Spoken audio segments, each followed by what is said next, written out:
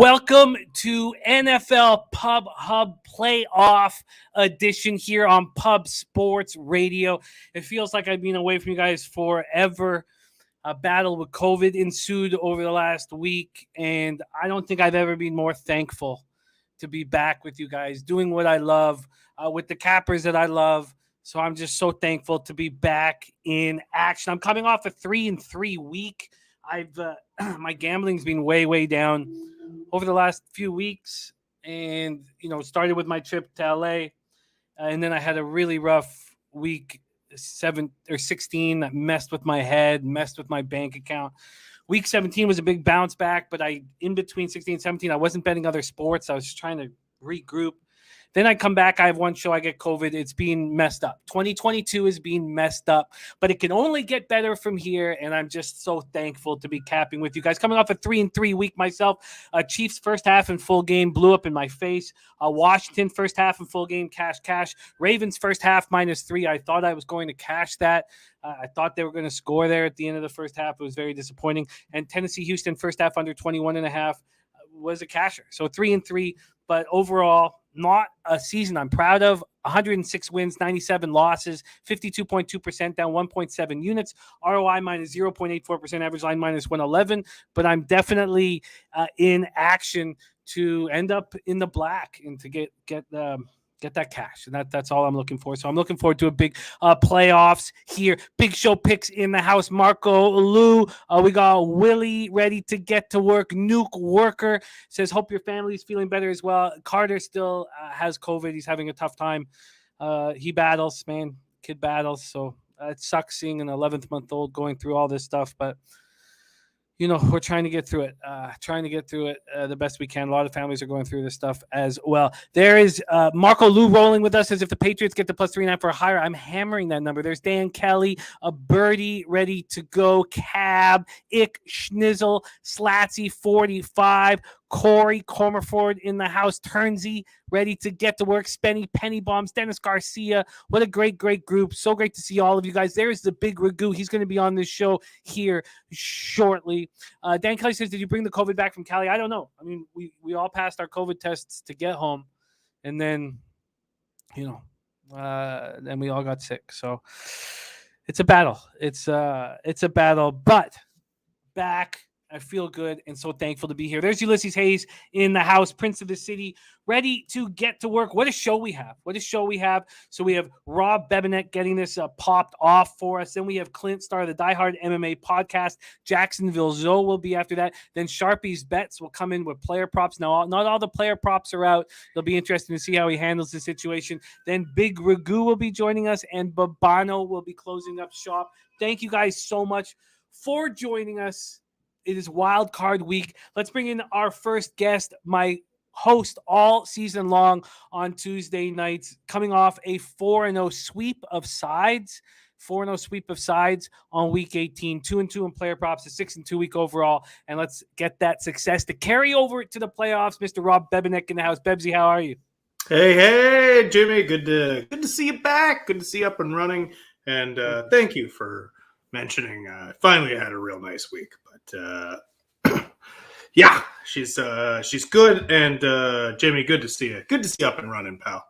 It is nice to be in action here. It is nice to be in action. I'm very excited about this show. So this is our first nightly or nighttime NFL Pub Hub. We're going to be doing it on Wednesday nights through the playoffs.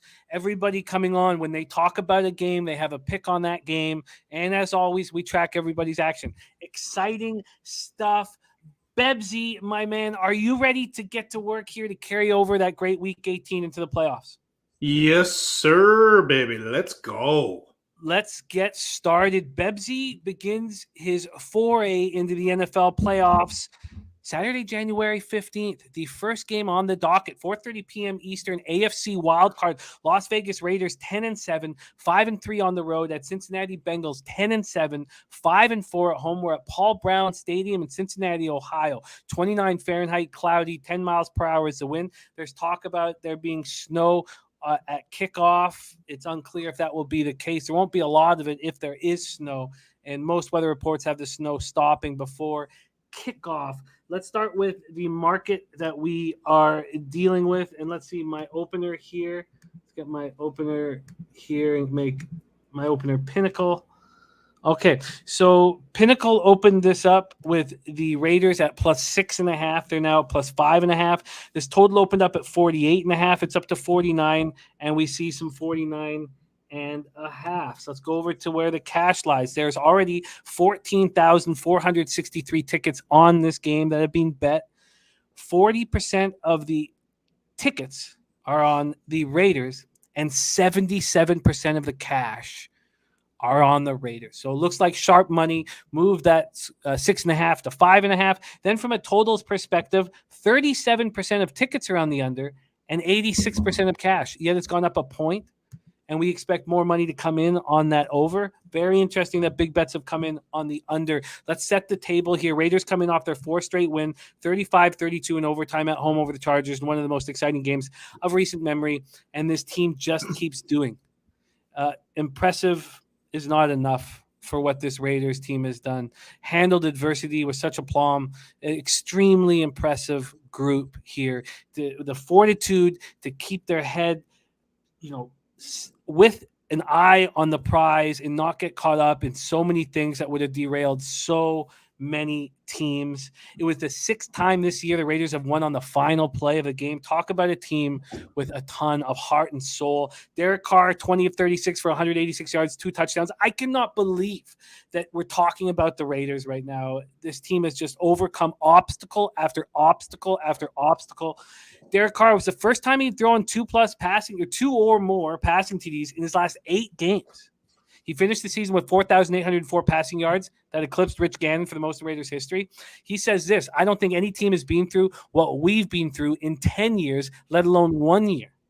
Says there's so much emotion. Pick a story. There's so much emotion with everything we've done. He says it's probably the coolest accomplishment I think I've ever had in my life, football-wise. And he's right.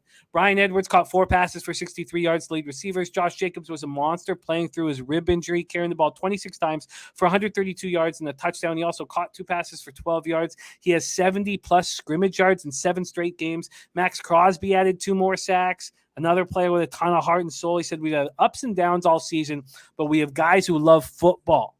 We have dudes with heart. Casey Hayward had an interception. Daniel Carlson, 5 for 5 on field goals. He finishes the season 40 for 43 on field goals. He did miss 3 extra points this year.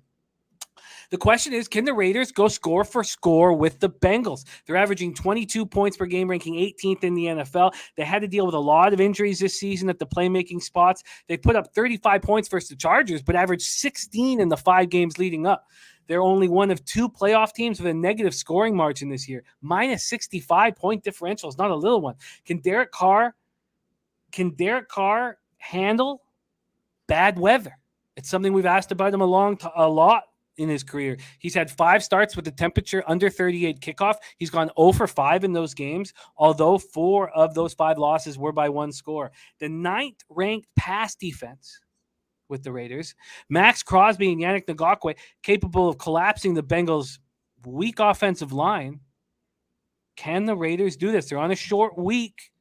Defensive tackle Darius Philon was placed on IR with a knee injury. Linebacker Nicholas Morrow was designated to return from IR. Bengals coming off a meaningless 21-16 loss at Cleveland to finish the season. They sat Joe Burrow, who stayed in Cincinnati to rest a sore right knee. The Bengals also sat wide receiver T. Higgins and running back Joe Mixon, who was out after testing positive for COVID earlier this week. He's good to go. Bengals star rookie receiver Jamar Chase had only 2 series, caught 2 passes for 26 yards, passed Chad Johnson for the team record for the most receiving yards in a single season, 18 yards short of the NFL rookie record held by Houston's Bill Groman in 1960, 1,473. The loss snapped their 3-game winning streak. They now try to win their first playoff game since 1991. The curse of Bo. Will the curse of Bo continue? Also, Zach Taylor era. Bengals are 1-25 in games when trailing after 3 quarters. They beat up on the Raiders in Vegas 32-13 in Week 10. Riley Reef, offensive tackle, done for the season with an ankle injury. Linebackers Jordan Davis and Akeem Davis-Gaither are both on the COVID list, but will likely come off in time for the game. Safety Ricardo Allen is in concussion protocol. Cornerback Vernon Hargraves is day-to-day with an ankle injury. Ooh-wee, this is a fun way to start the wild card weekend. Bebsy, how are you getting paid in Raiders-Bengals? Well, Jimmy, I'm glad you asked. I'll tell you. Listen. I like many have been shocked by what the Raiders have been able to do to make it into the playoffs. As a lifelong 49ers fan, I can't believe these words are about to sneak out of my mouth, but I'm kind of a fan of the Raiders right now. I've become a fan of Derek Carr, the way he's handled this. It's hard not to appreciate what he's done, holding that team together. I do believe the magic runs out this week, though. They're just up against, I think, a better opponent. Now, in saying that, you're probably going to assume I'm going to bet the Bengals, which I am not. I am actually going to move on this over because I think the Bengals, in spite of their terrible offensive line, and look, Max Crosby's been fantastic. He's had 100 pressures this season. He's been absolute dynamite. But listen, this has been a patchwork O-line all year. The Bengals have put up points. I think Vegas tries as best they can to keep up with them. They just run out of gas in this one. So lean Bengals for the pick, but I do believe this is a comfortable over. A comfortable over. Opening up at 48.5. Now we see 49s. The Pinnacle has a very low VIG on this. The over 49 at just minus 104. So let's get you in right there. While I'm doing that, do you think that this Bengals offensive line is vulnerable and Crosby and Ngakoue can get after them? Yes and no. I mean, I think they are vulnerable in the sense that Crosby more than Ngakoue, but I believe they'll be able to get after Burrow, but Burrow's slippery. Burrow can get the ball out quickly. They know that this is coming. This is the NFL. This is they're going to chip Max Crosby all day long. And it's going to be hard for them to really make the impact they want to. I think they're going to be under duress, but I still believe that Burrow is going to be able to get after him. Smart decision, resting him, getting that knee healthy. So the answer is yes, but I still don't think they're going to be able to get after him enough to really affect the outcome of this game. After sitting with this game for a long time, I completely understand why it's gone from 6.5 to 5.5. I think that is the vulnerability of the Bengals now. I think you make salient points about what Burrow can do under pressure, but this Raiders secondary has shown a lot this year against the pass, and this football team is impossible not to cheer for. The way they've handled all this adversity, you just can't help but I've also become a huge Carr fan over the season. I'm just so impressed. And I've not moved yet on any of these games. And I get to hear what all the chat, the great cappers in the chat are doing, and what our guests are all on, which helps me enormously. It is so great to be back with you guys. Thank you all so much for joining us here at Pub Sports Radio. This is NFL Pub Hub Playoff Edition. Dennis Garcia says Cincinnati beat up Vegas, KCC beat up Pittsburgh, Tampa Bay beat Philadelphia. Chalks all roll again. Oh, and Slatsy says Carr has his weapons back. He certainly does. Are they all 100% healthy? Probably not, but they are back in action. Bebsy gets his card started with over 49 at minus 104 in the AFC wild card.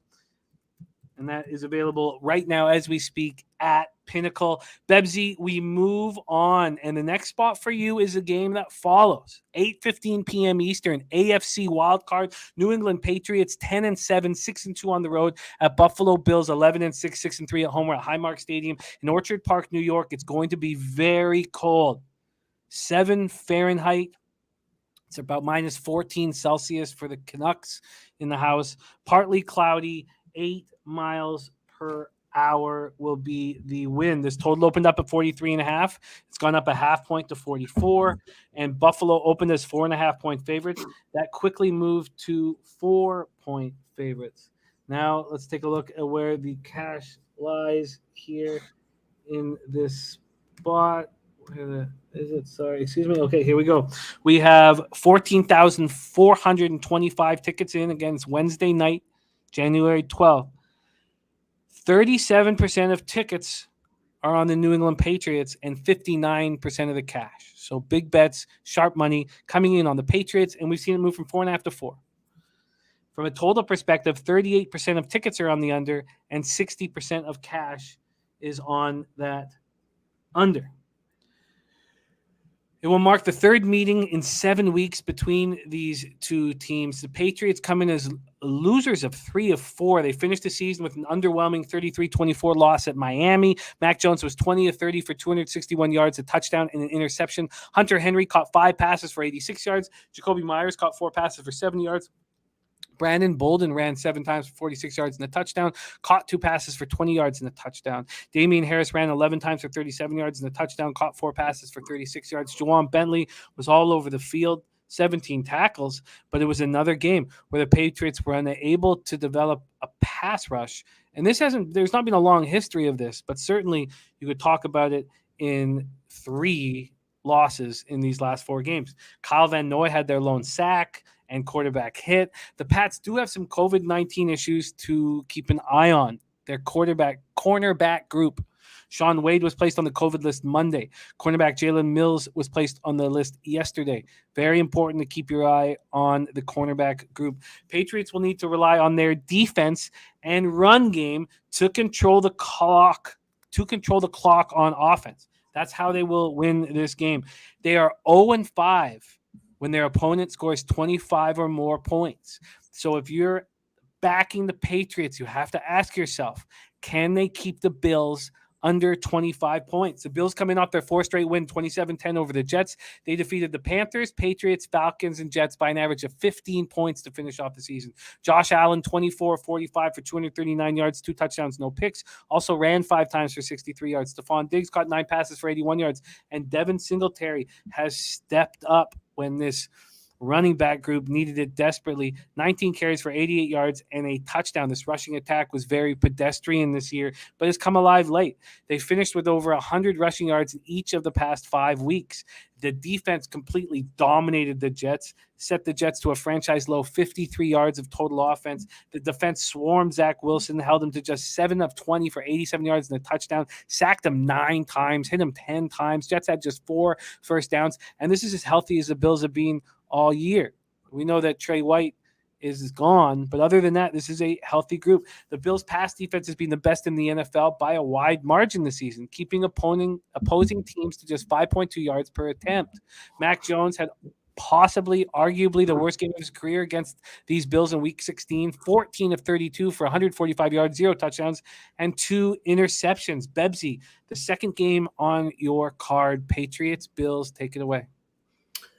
Well, look, this is a simple don't overthink it place for me. And my apprehension with this bet comes down to betting on a rookie quarterback in the playoffs.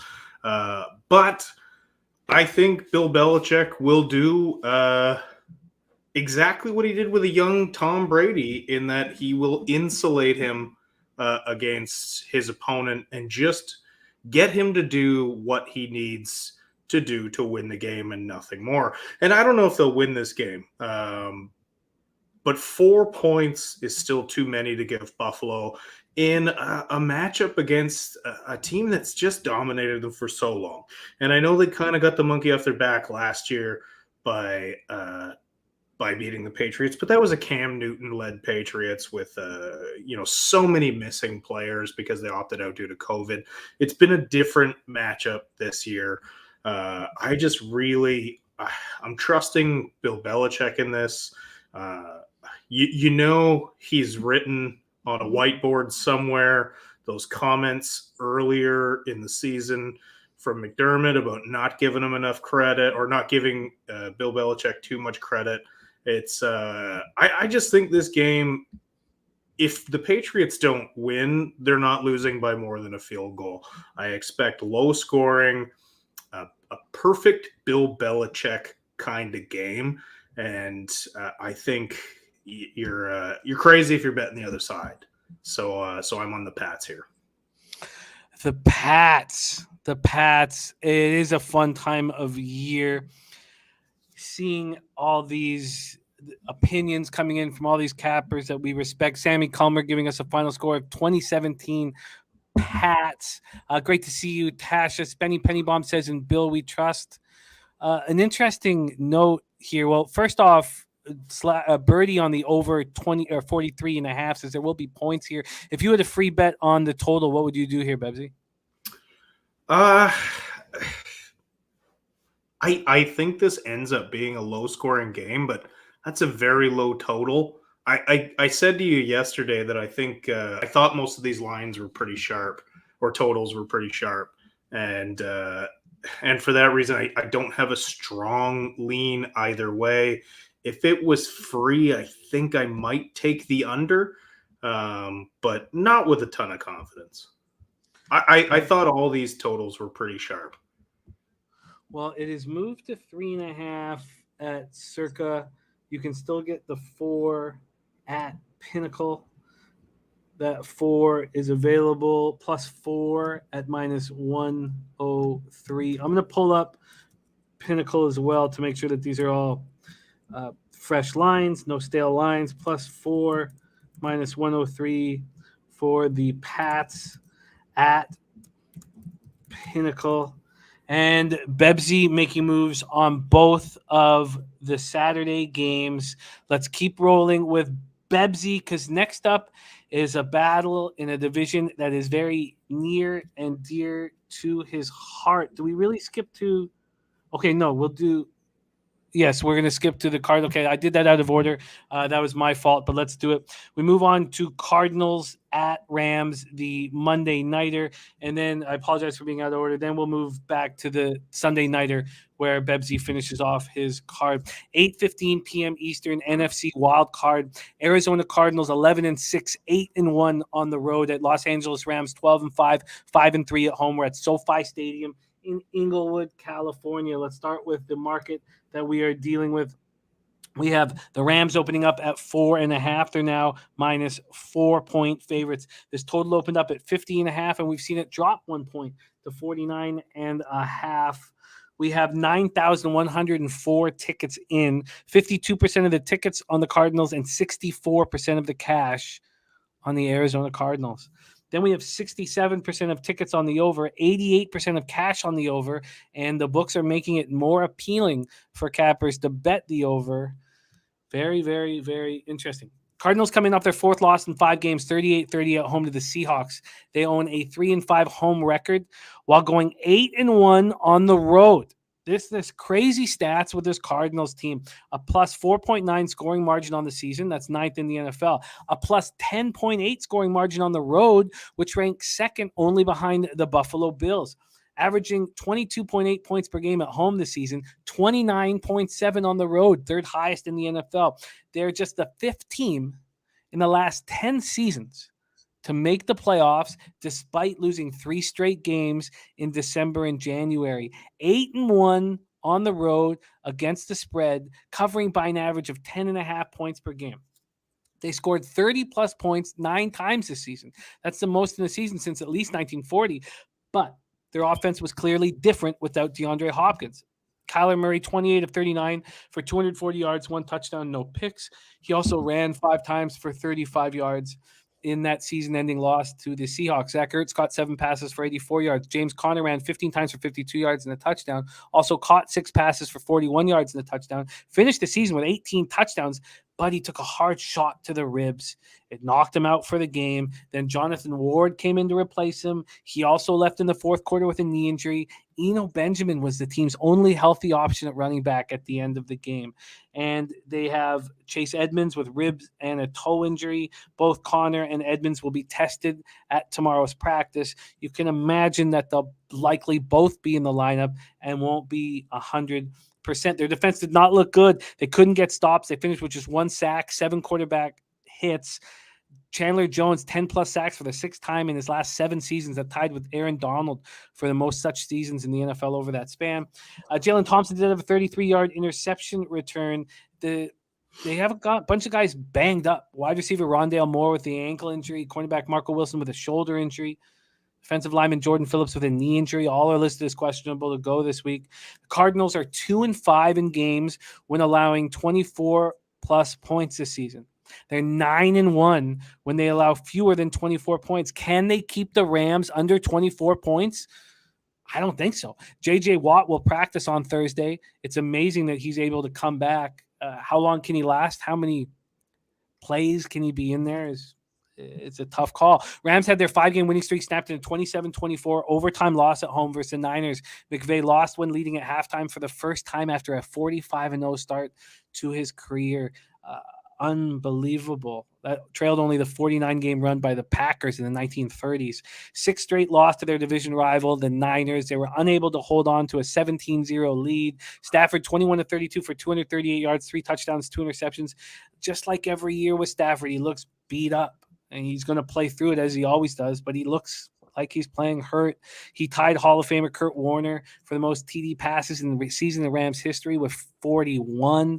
6th player in NFL history of 40-plus pass TDs in multiple seasons. That's Rodgers, Brady's, Breeze, Manning, and Marino. A nice group. Cooper Kupp, what else can you say about him? He's been unbelievable. 7 catches for 118 yards and a touchdown. 4th player in NFL history, league leading receptions, yards receiving, TD catches. Tied Calvin Johnson and Michael Irvin for the most games with 100-plus receiving yards in the season since 1950. 90-plus receiving yards in 13 straight games. That's the longest since 1950. Past Hall of Famer Marvin Harrison for the 2nd most receptions in the season in NFL history. Joined Calvin Johnson as the only players in NFL history with 1,900-plus receiving yards. Higbee looked like an absolute monster for the first half. What happened to him in the second half of the Niners game? He caught 6 passes for 55 yards and 2 touchdowns. Sonny Michel, 21 carries for 43 yards. We saw Cam Akers. He ran the ball 5 times, caught 3 passes in the season debut. A really impressive comeback from an Achilles tendon injury just before camp. They couldn't get stops when they needed them. They finished with 3 sacks, 6 quarterback hits. Jalen Ramsey and Taylor Rapp each had sacks. Jordan Fuller, now this is the biggest story going on in Rams camp. Jordan Fuller, leading tackler, play caller defensively, injured his right foot early in the 4th quarter, season ending.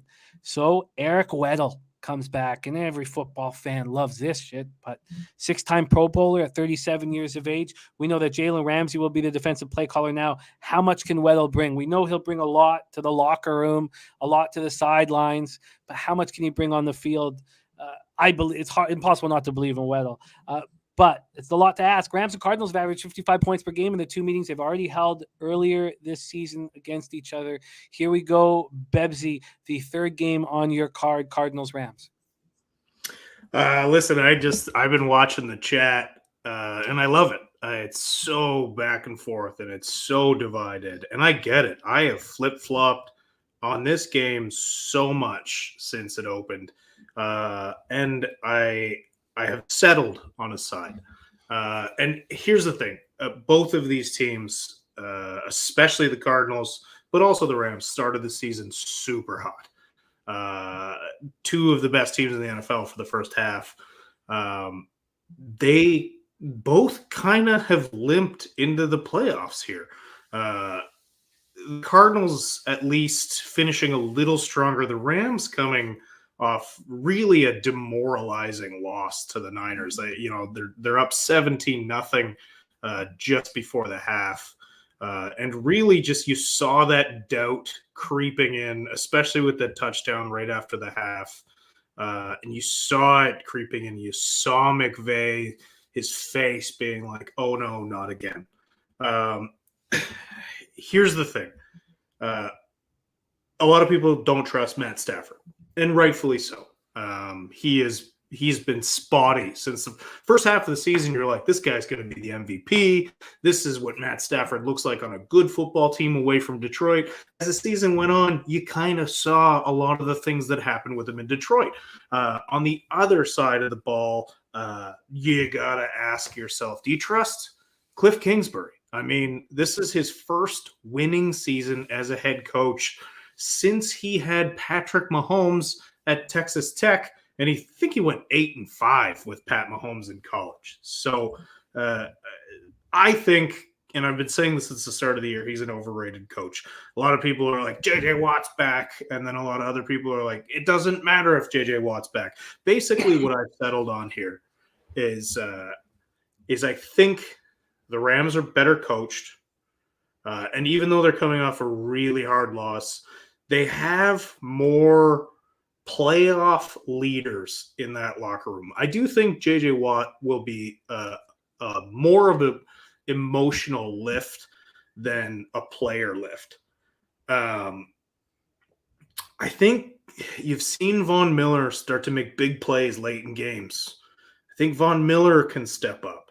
I think the Rams need this more than the Cards do. They really went all in. They got OBJ. They got Von Miller. Weddle coming out of retirement.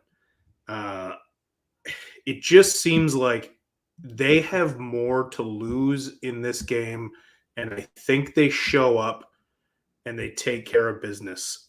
I think it'll be a back and forth game. I think it'll be maybe the most exciting game this weekend. But I have to lean the Rams here. Leaning the Rams. I knew you were interested in the total as well. Are you making anything official here for this game? I am going to move on the Rams. Moving on the Rams. Let's lock the bet in for you. We have a -4 and -1. Just to touch on what Birdie has said here, I am still going to fight you. But I do agree with you here. I do think that the Rams are probably frauds. But I think the Cards are frauds too, and I have said that all year long. And quite frankly, down the stretch, I don't know if I was proven not crazy, but I was proven less crazy. So I think they're both frauds. I think this is the battle of the frauds here. Wow. Very, very exciting breakdown. Bebsy, his third spot on the board. Rams -4 at -102. Apologize to you guys for going out of order. This is my fault. Let's move on to the last spot on Bebsy's card. I'm so excited about this show. I'm only going to be doing the intros for the games once because we're going to be talking about the games multiple times with multiple cappers. And we have Clint, star of the Die Hard MMA podcast, on deck, ready to come in. Let's break down the last game on Bebsy's card for AFC Wildcard. He's coming off a 4-0 sweep of sides on Week 18. And it is the Pittsburgh Steelers at Kansas City Chiefs. Steelers at Chiefs to shut down Bebsy's Wildcard card. Arrowhead Stadium, Kansas City, Missouri. The Steelers 9-7, 3-5 on the road. Chiefs 12-5, 7-2 at home. We're at 30 Fahrenheit, partly cloudy, 9 miles per hour. Chiefs opening up as 13.5-point favorites, and they are now at 13. And actually, I have them opening up at 13. You know, I'm going to move my I think I switched my opener to Bet365. I'll move that over for the next for Clint for sure. Then this total opened up at 46.5. There still are 46.5s out there, but there's also 46s. When we go to the cash flow in this spot, we have 12,912 tickets in. 48% of the tickets are on the Steelers. 61% of the cash is on the Steelers. 13-point dogs. Then from a total perspective, 66% of the tickets are on the over, but just 29% of the cash. Big bets coming in on the under. These teams met in Week 16 in Kansas City. The Chiefs dominated 36-10. That was without rookie linebacker Nick Bolton and all-pro tight end Travis Kelce. The Steelers coming off their second straight win, 16-13 at the Ravens, give Big Ben at least one more game in his storied career. Pittsburgh scored 16 points in an overtime game against the Ravens, who had given up the most passing yards in the entire league. Ben was 30-44 for 244 yards, 1 touchdown, 1 interception. 57th career game-winning drive, including playoffs, that passes Peyton Manning and Drew Brees for the second most in Super Bowl era. 165 career quarterback wins. Only Tom Brady has more with a single team in NFL history. 160-plus pass yards for the first time in his last 4 games. He's not looked good, but he's had a great year. A great career. He's never had a losing season in his 18-year career. That's the most seasons without being on a losing team in NFL history. Freiermuth caught 6 passes for 53 yards. That with 497 yards this year. He passed Heath Miller in 2005 for the most receiving yards among tight ends. He's been excellent. Deontay Johnson caught 7 passes for 51 yards, 5+ receptions in 12 straight games. Those of you playing the player prop market, 5+ receptions in 12 straight games. That's the third longest Pitt streak since 1950. They struggled to move the ball on the ground. Najee Harris, 11 carries for 28 yards. He did become the first rookie in NFL history with 300+ carries and 70+ receptions. TJ Watt tied Strahan's single season record at 22.5 sacks. He was also credited with a forced fumble earlier. The Steelers are 8-0-1 when allowing fewer than 24 points this season. They're 1-7 when they allow more than 24. Can they possibly keep the Chiefs to 24 or under, or 23 or under? Going into Week 18, they were 21st in scoring and 22nd in points allowed. Linebacker Buddy Johnson placed on IR, ending his season. Wide receiver James Washington still is on the COVID list. Hasn't come off the COVID list yet. The Chiefs closed their season with 2 very underwhelming road games, losing 34-31 at the Bengals, then winning 28-24 at the Broncos. I wish I had listened to Dennis Garcia when he broke down that game last week in our chat, and it cost me money. He broke it down beautifully. They were down 14-10 at the break. They desperately needed that Nick Bolton fumble return to lead them to victory. Mahomes, 27-44, 270 yards, 2 touchdowns, no picks. But Cole Hardman led the way with 8 receptions for 103 yards. Travis Kelce caught 4 passes for 34 yards and a touchdown. 3+ receptions in 62 straight games. 5th longest streak in the NFL since 1950. First tight end in NFL history with 9,000+ receiving yards in his first 10 seasons. There's been times where he's looked slower or beat up this year, and then he stepped up and gone for 190 receiving yards. They continue to struggle on the ground without Edwards-Helaire. He's expected to return for this, but he is dealing with a shoulder injury, and that's tough when you're a running back. Mahomes led the way with 54 yards on 9 carries. Their defense couldn't put pressure on Drew Lock. 1 sack, 2 quarterback hits. They're the 5th team in NFL history with 12+ games, winning 12+ games in at least 4 straight seasons. Over the final 5 games of the year, the Chiefs averaged 35.4 points per game. Pittsburgh averaged 19.8. Pittsburgh had just 1 game all year with 30 points. Lucas Nang done for the season, but the Chiefs are expecting to get offensive tackle Mike Remmers, cornerback Chris Lamons, and defensive tackle Kalen Saunders back at some point soon. Will it be this week? We shall see. Bebsy, your last game on your wild card docket. Steelers, Chiefs, take it away. This almost seems unfair to Ben Roethlisberger. I think he's got to know. Well, he knows he's done. And I think the Steelers probably deep down inside know that they're not a very good football team, especially with Ben at the helm. They're actually a pretty good football team. They just have Ben Roethlisberger. Slatsy said it beautifully when he said he's got to watch him throw another 3-yard pass. Ben can't throw the ball anymore. And for his career to end beating the Baltimore Ravens, he probably could have taken some solace in that. Instead, the Colts choke hard, lose to the worst team in football, and he has to come out and play another week. And even in the presser, he was talking so much respect for the Ravens, and it was Big Ben's early retirement speech. He is now facing a Kansas City team that he simply cannot keep pace with. And as great as this Pittsburgh Steelers defense is, and they are very good. And if Watt doesn't win Defensive Player of the Year, that's just a travesty. He's incredible. He's all over the place. They are going to get absolutely murdered by the Chiefs this weekend. The magic is done. That celebration in the locker room went viral with Tomlin dancing. I like Mike Tomlin, but how many times have we seen him show up for a playoff game without a game plan for the team he's facing? And the talent of the team ends up winning this game. Well, he's coming up against a much better team.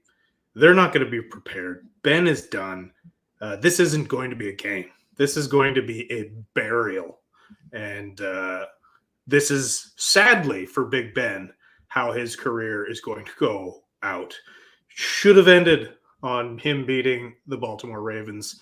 Instead, it's going to end a week later by him getting absolutely destroyed by the Kansas City Chiefs. So Chiefs minus 13 is what you're looking at? Yeah. Well, we can beat that. We can beat that easily. Circus moved it to 11.5. A bunch of other books have been. I'm going to get Pinnacle live here and make sure that these aren't stale lines that I've been quoting. Let's move over here, NFL. So, wow, amazing that the Circa would be a point and a half off of what Pinnacle is live right now. It's a very dangerous thing for a book to be doing. Now the minus 13 is at minus 100. Out of curiosity, if you had to pay for it at Pinnacle, let's just see what it would be. It would be for the 11.5 minus 114. Okay, so there's not a big difference there. Okay.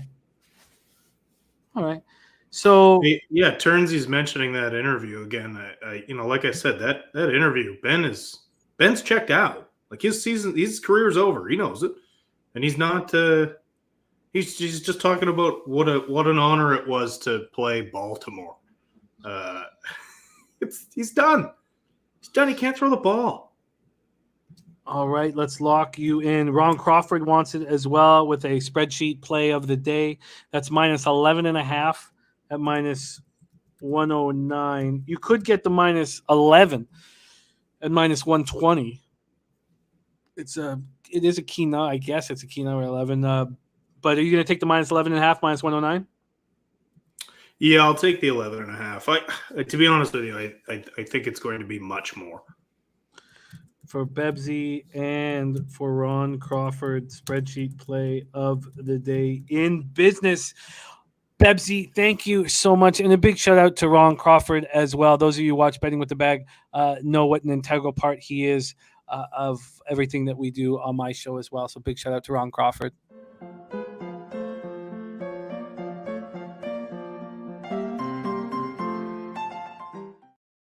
Bebsy, thank you for rolling with us. Our first guest on our playoff edition of NFL Pub Hub. Let's review Bebsy's card here. He starts off the over 49 at minus 104 at Pinnacle. And let me just make sure that was completely... Wow, that's moved to minus 101 at Pinnacle right now. So let's give you that better line. So moving towards the under... Sharps moving that under over at Vega, Cincinnati. Then he is on the Pats plus 4 at minus 103.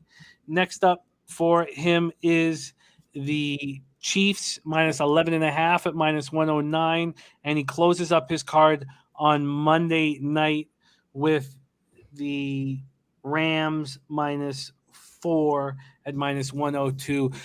Follow our man Bebsy on Twitter at Rob_Bebenek. Bebsy, we love you. Look forward to seeing you next week. Have a giant wild card week and get that cash, my man. Any last words for the Capper Sport in the show?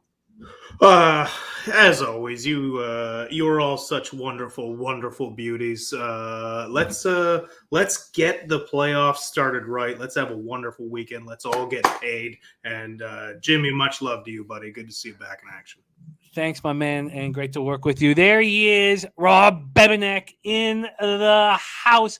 Next up for us, a man who's got big old balls when he's making his bets all year long. He's gone for big plus lines, and this wild card slate that he has is no different. You know him as the star of the Die Hard MMA podcast.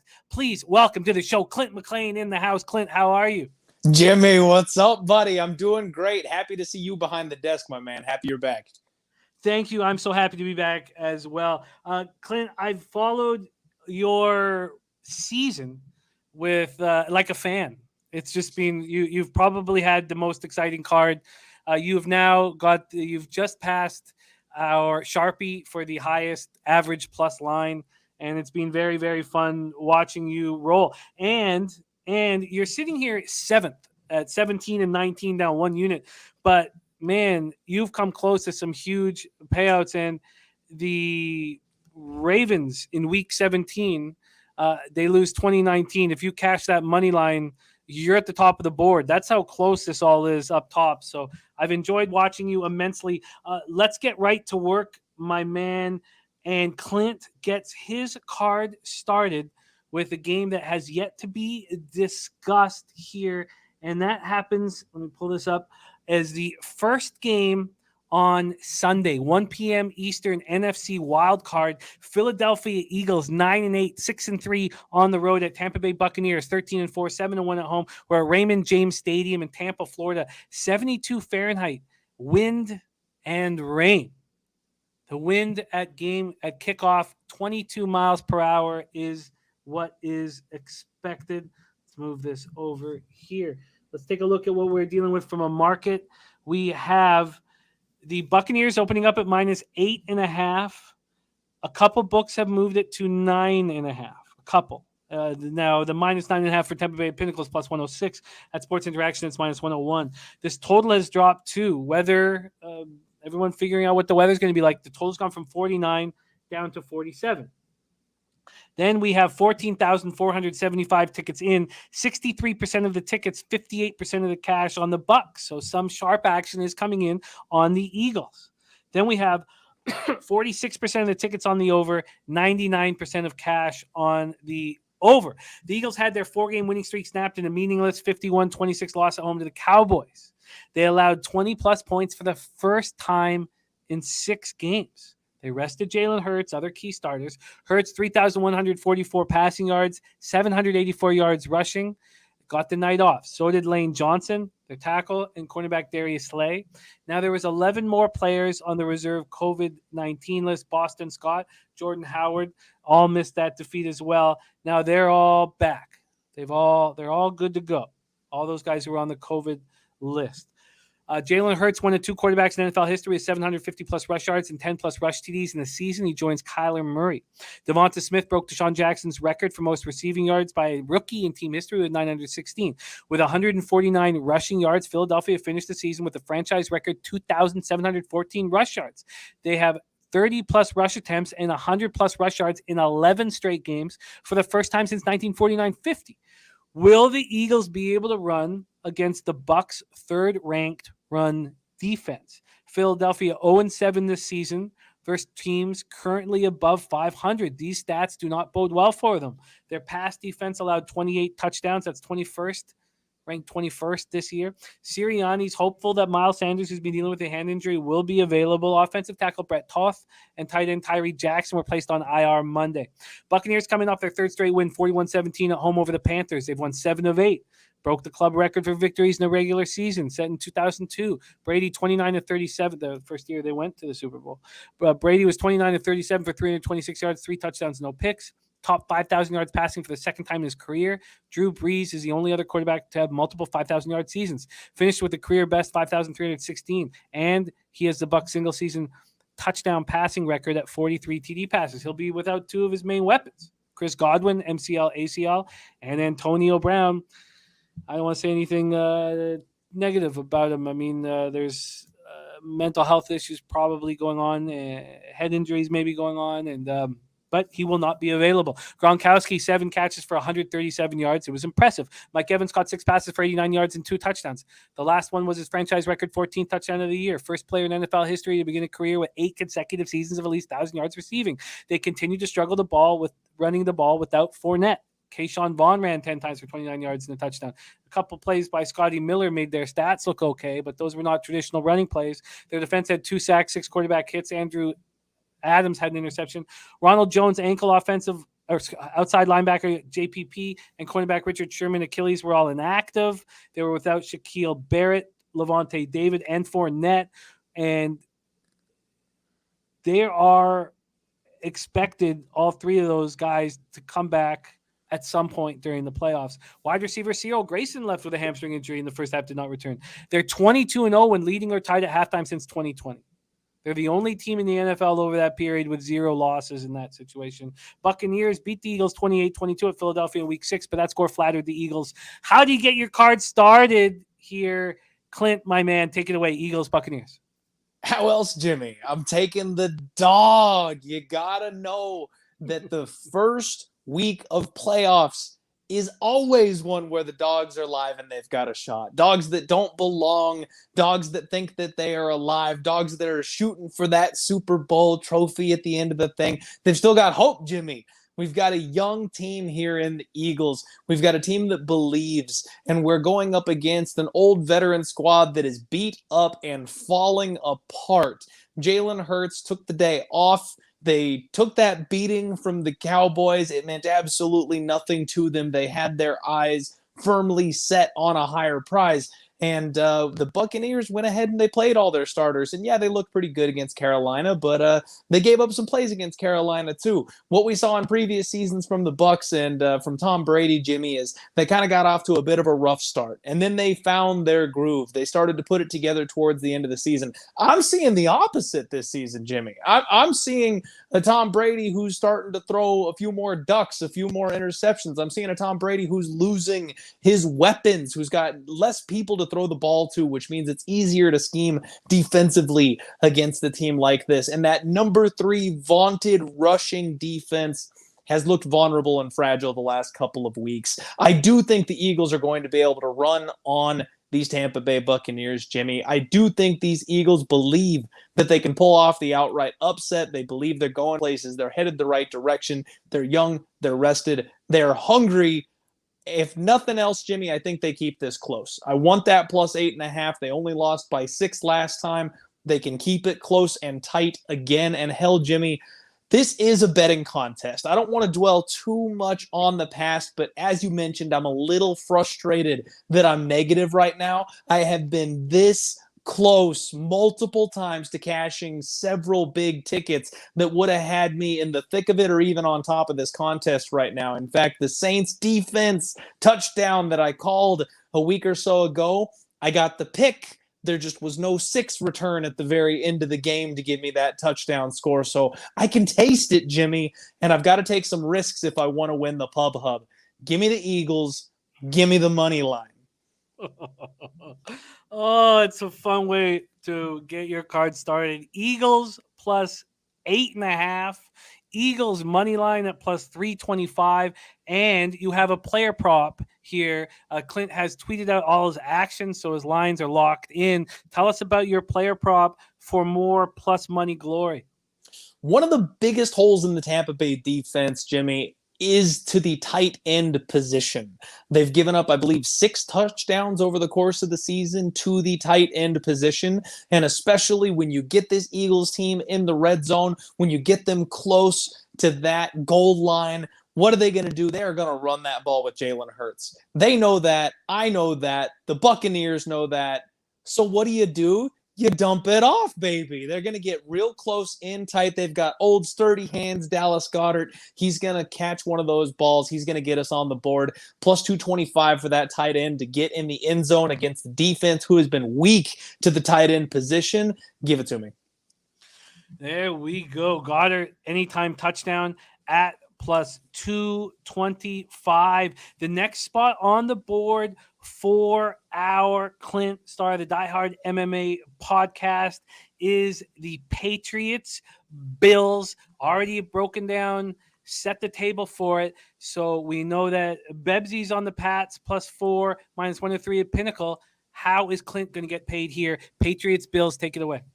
I know Bebsy's got his grudge match going with Birdie, and they need to have it out, Jimmy. But I got dibs on next, I guess, with Bebsy, because we're going to go head-to-head here on this one. If you recall, Jimmy, you and I have talked about this matchup once in the past before. And I told everybody in the chat that these Buffalo Bills are a better team than we have showed, and they were due for positive regression. And what did they do in the rematch against the Patriots, Jimmy? They came out, they told them to put their teeth on the curb, and then they stomped on them. That's exactly the type of game that I expect to see from the Buffalo Bills against these Patriots. The weather in the first game is the key deciding factor for why that game was so close. As soon as they put the ball in Josh Allen's hands, Jimmy, there was nothing the Patriots could do to stop this kid. I fully expect the second game to be the truth. And what we've got is another game. The Buffalo Bills are going to be home. It's 1-1. They're going to show who is the more complete team at this point in time. I don't think that Patriots defense is going to be able to stop this explosive offense. And as much as we're excited about this Patriots team, they've got a young quarterback. It's going to take him some time before he can gunsling with the likes of Josh Allen. And there's just too many weapons on the Buffalo Bills. I'm going to lay the chalk, Jimmy. Bills -4. Let's go Bills. Bills -4 at -110. But you don't mess around. You got another big plus line player prop. Take it away. How are you getting paid? Hell yeah, Jimmy. So this is one of my favorite spots. It's a spot that I personally have played throughout the season. One of Josh Allen's favorite targets this season has been Dawson Knox. And he's been all the way down to like +140, +150 at times because they just constantly look for this guy in the red zone.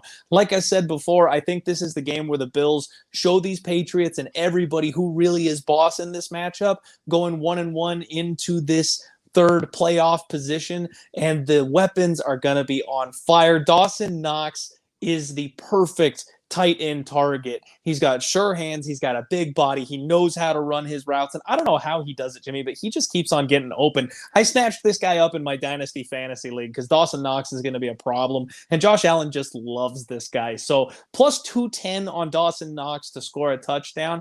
I will take it.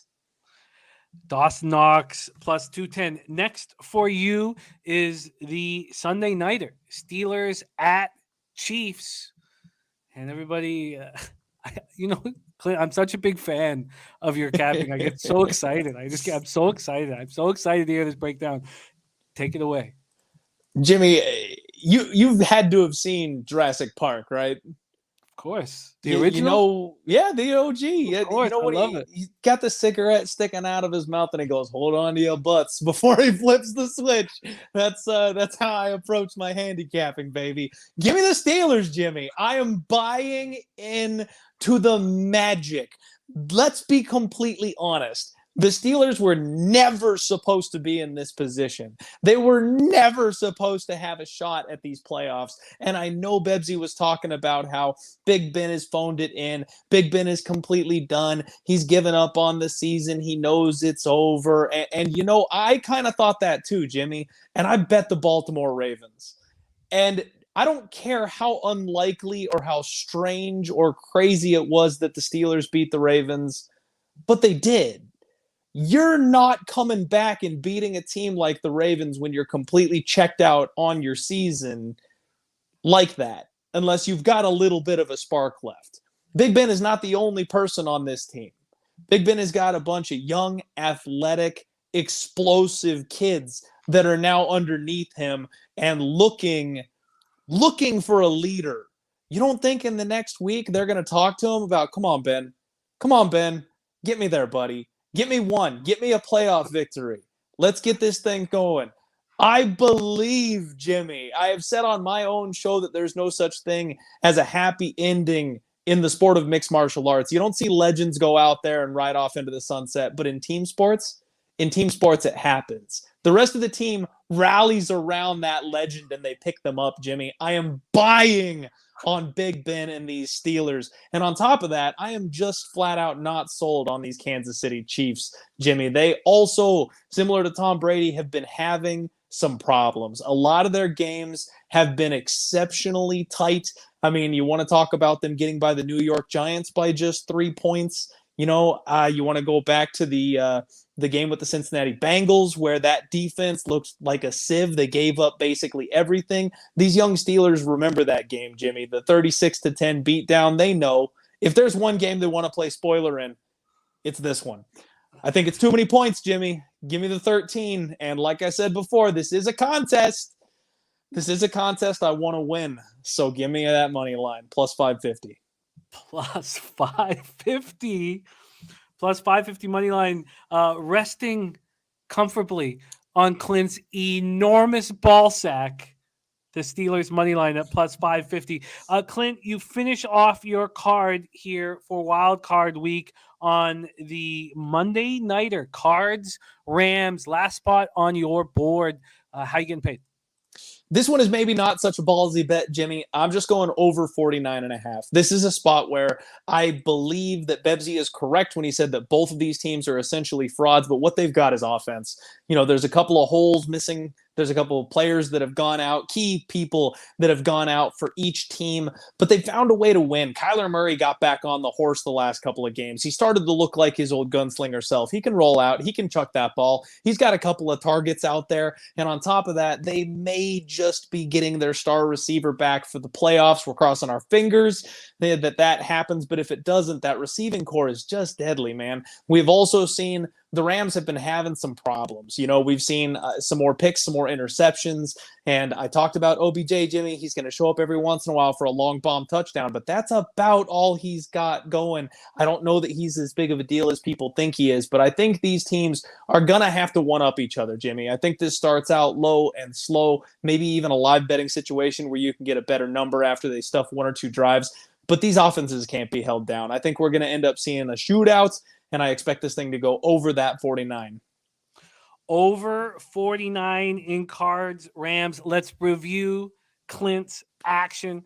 Eagles plus 8.5 at minus 110. Eagles money line at plus 325. Dallas Goedert anytime touchdown at plus 225. Bills minus 4 at minus 110. Dawson Knox anytime touchdown at plus 210. Steelers plus 13 at minus 115. Steelers money line at plus 550. And Cardinals Rams over 49 at minus 110. Don't look down too often over the next few days, because all you will see is your enormous testicles. That was some ballsy action, Clint, and you add another layer of excitement. I enjoy capping with you immensely. Thank you so much for rolling with us. You've been great all season long and so much fun to cap with. Do you want to give us a quick sneak peek of what's going on the Die Hard MMA podcast on Monday? Absolutely. So we are back, Jimmy. We are back. MMA is back in full swing next week, Monday night, 6:30 p.m. Eastern, right here on Pub Sports Radio. We are back to breaking down all these glorious MMA fights. Unfortunately, COVID has had a hand in them, and we're getting cancellations left and right, but we will be up to date. We will be trying to break down every single fight, put some jingle in your pocket right here on Pub Sports Radio. And thank you, Jimmy. Thank you for hosting and doing everything that you do, keeping this thing rolling. I am shooting for the stars, my friend. I want to take home the Pub Hub. I want that victory. Let's go. You make it so much fun, Clint. Thank you so much for hanging with us. There he is, the star of the Die Hard MMA podcast. We move right to our third-ranked capper in NFL Pub Hub, and he's had some near misses as well, which would have him higher up on the list, but extremely consistent and a great capper. Please welcome to the show, Jacksonville Zo in the house. Zo, thank you for joining us here on our Wednesday night NFL Pub Hub playoff edition. How are you, my guy? Doing good. I'm glad to see you looking healthy, and happy to see you feeling better. Thank you, man. I'm so happy to be back. Guys, my whole life revolves around these shows, and I miss it so much, and I'm excited. I'm really excited about 2022. I think it's pretty interesting to start off your year as horrifyingly awful as I started out mine.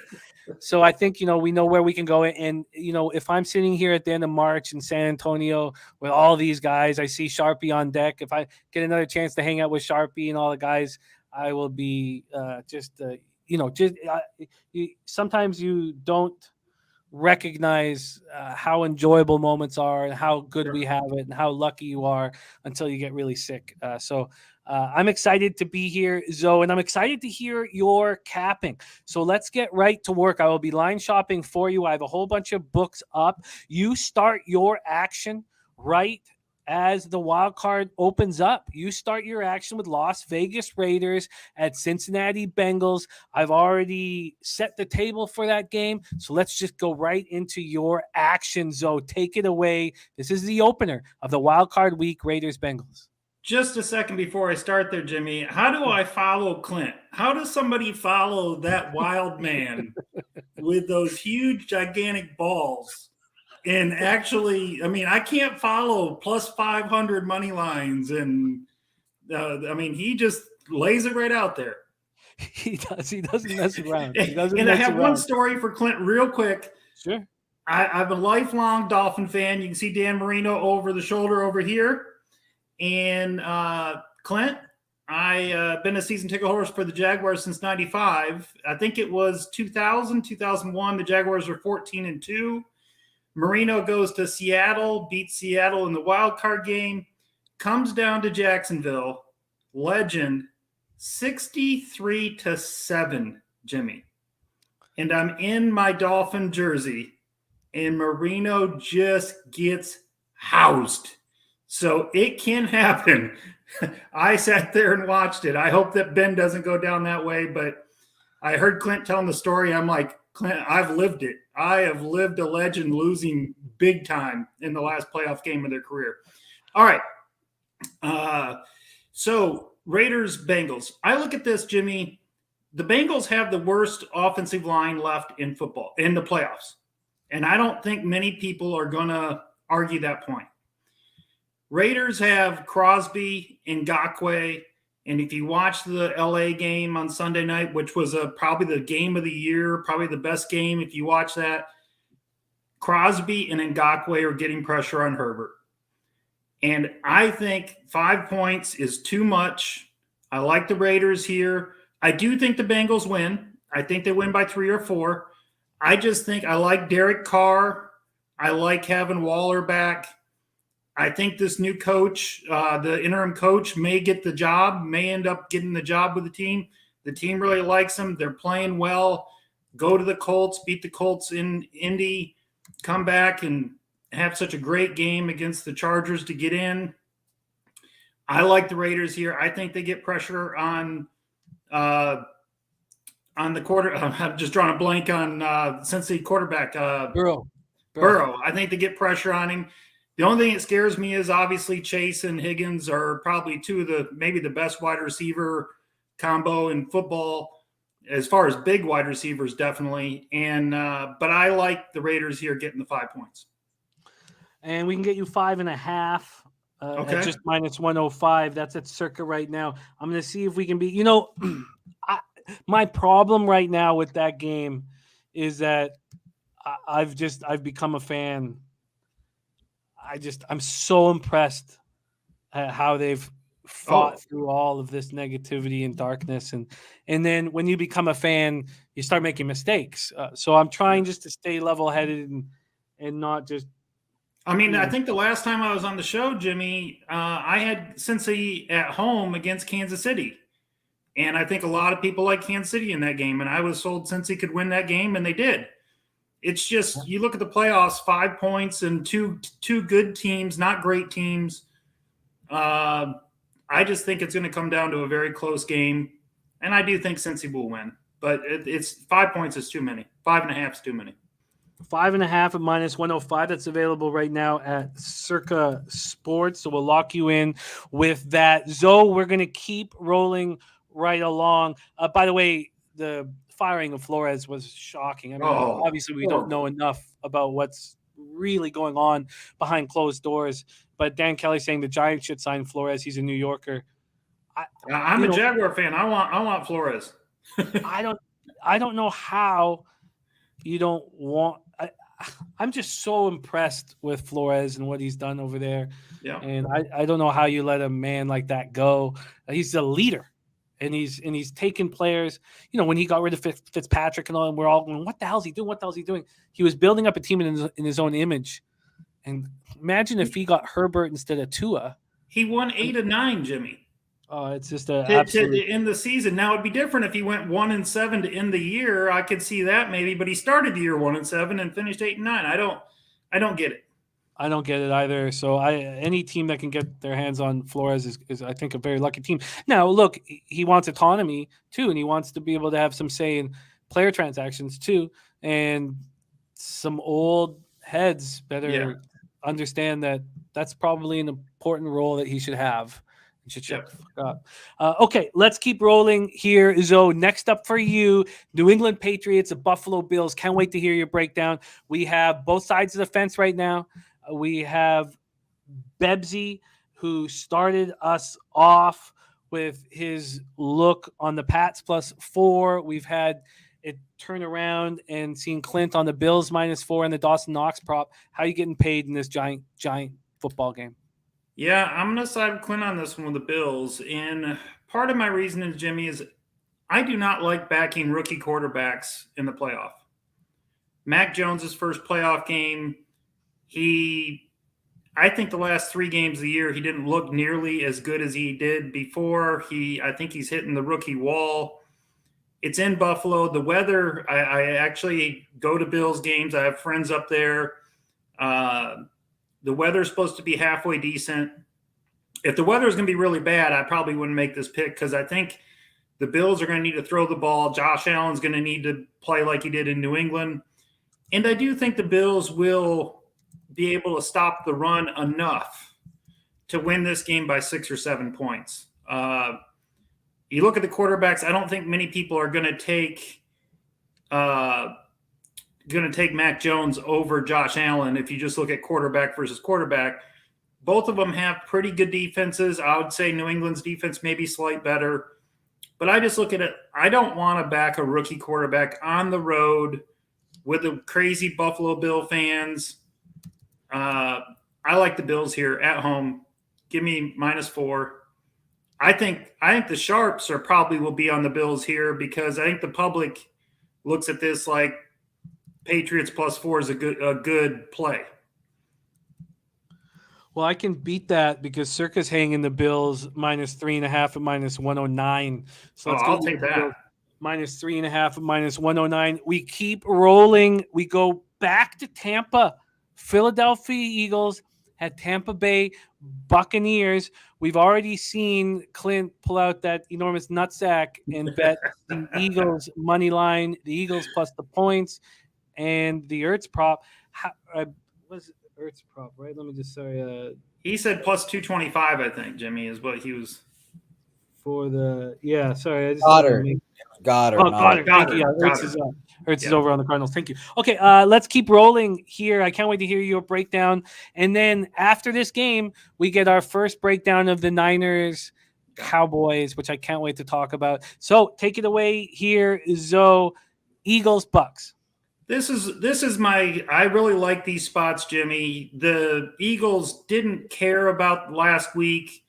They get blown out by the Cowboys.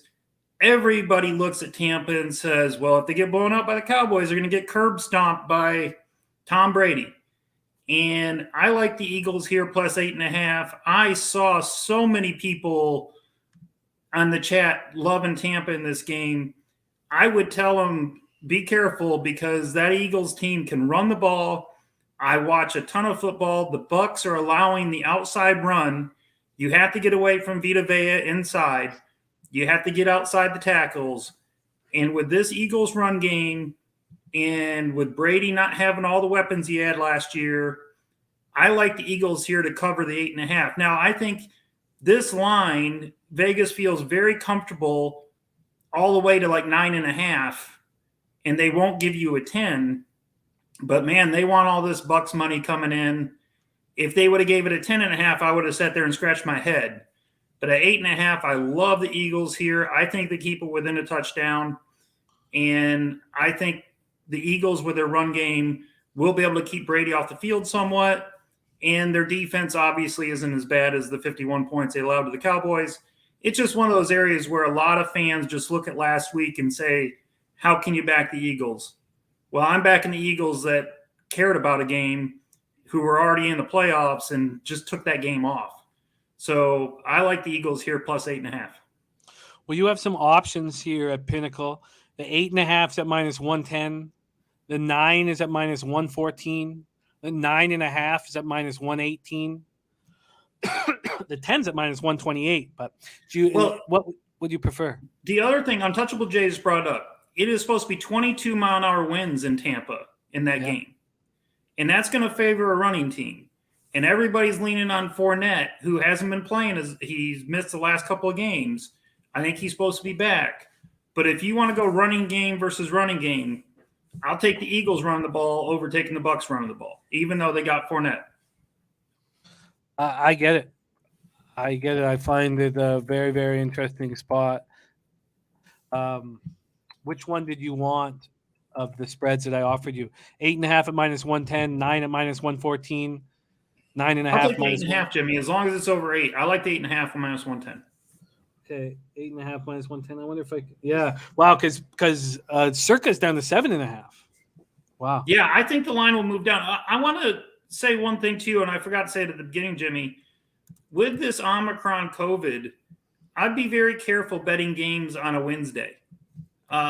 I could see coming up to Friday that some big player or something could get test positive. I'd wait at least till Friday to put my bets in. That's what I'm doing. I'm a little afraid of. There's just too many people sitting out of too many sporting games right now, Jimmy, to feel comfortable putting in a bet on Monday, Tuesday, or Wednesday. I hear that. One of the things we have going for us is a lot of these guys have had COVID now. Yeah, that's true. That's the one thing that a lot of us who are, and I've not made a bet yet, but we're all banking on is that they've had COVID. A big shout out to Nuke Worker. Thank you so much for that $20 dono, my man. Says just 21 more work days until February 11th. Then I'll be the retired Nuke Worker. Man, you're so close, and you've earned all this, and we love capping with you, Nuke, my guy. Thank you so much for the dono. Means a ton. And Prince of the City on the alternate line, Bucks minus 17. Bucks minus 17. Okay, Eagles plus 8.5 and minus 110. So we move into the last game on our guy, Jacksonville Zo's card. And as you guys know, it's the game that is most nearest and dearest to my heart, and we've yet to talk about it. Let's go. 4:30 p.m. Eastern, NFC wildcard. San Francisco 49ers 10-7, 6-3 on the road at Dallas Cowboys 12-5, 5-3 at home. AT&T Stadium in Arlington, Texas. Now, I was very safe in my bet that I made about, I don't know the exact date. I could look it up, but about 6-7 weeks ago. I wish I had bet $100, so there'd really be, but I have $50 on the Niners to win the conference at 30-1. And $50 on them to win the Super Bowl at 60-1. Now, look, I know what has to happen. They got to go into Dallas and beat them. Then they got to go into Lambeau, most likely go into Lambeau and beat them. So we're asking for a lot before we can start even thinking about hedging or anything like that. Yeah. But we're live, baby. We're live. And there's an old horse racing idea that, that no one kills himself when they have a promising 2-year-old in the barn. And just that bet alone is enough to keep me waking up in the morning. Let's go.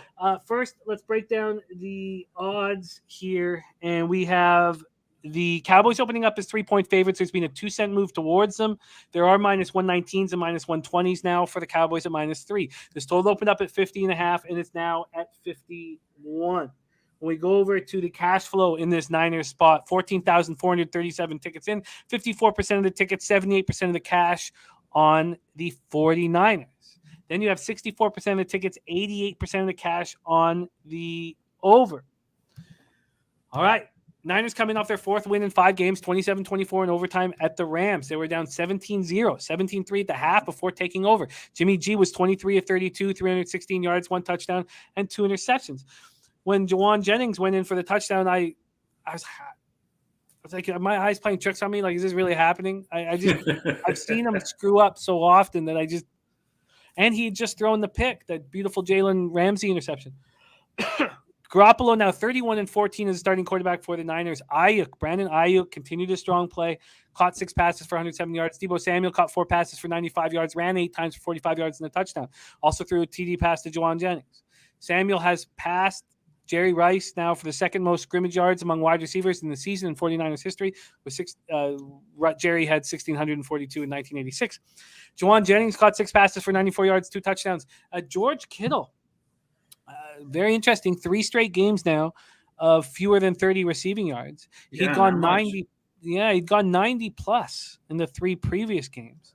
Elijah Mitchell ran 21 times for 85 yards. The Niners defense looked excellent.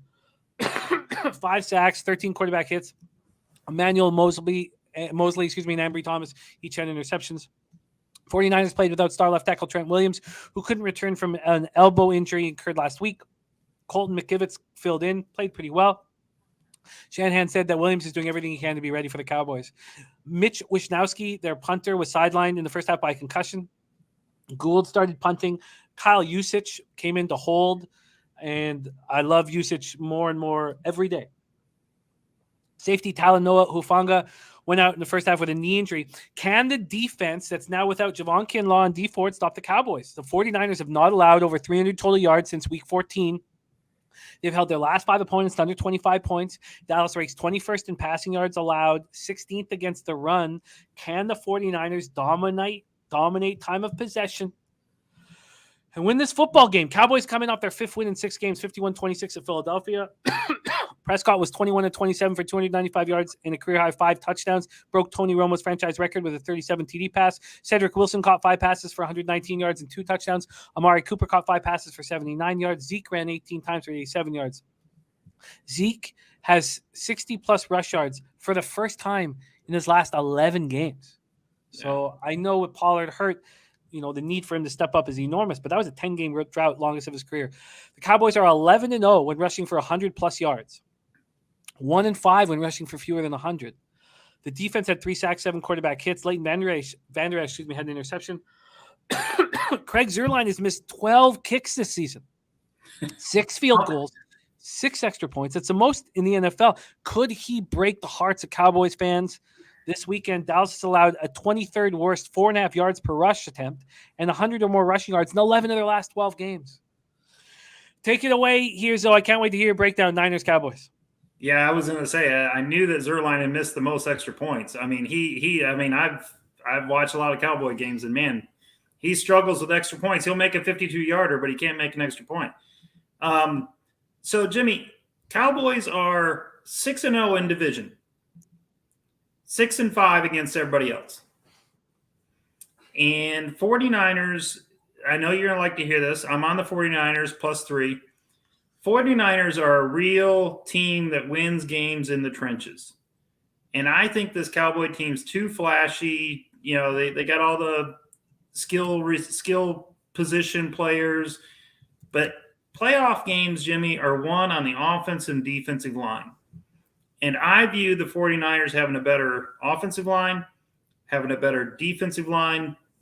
You saw what Garoppolo could do in the last, 50 seconds that he scored that last touchdown against the Rams. He went right down the field.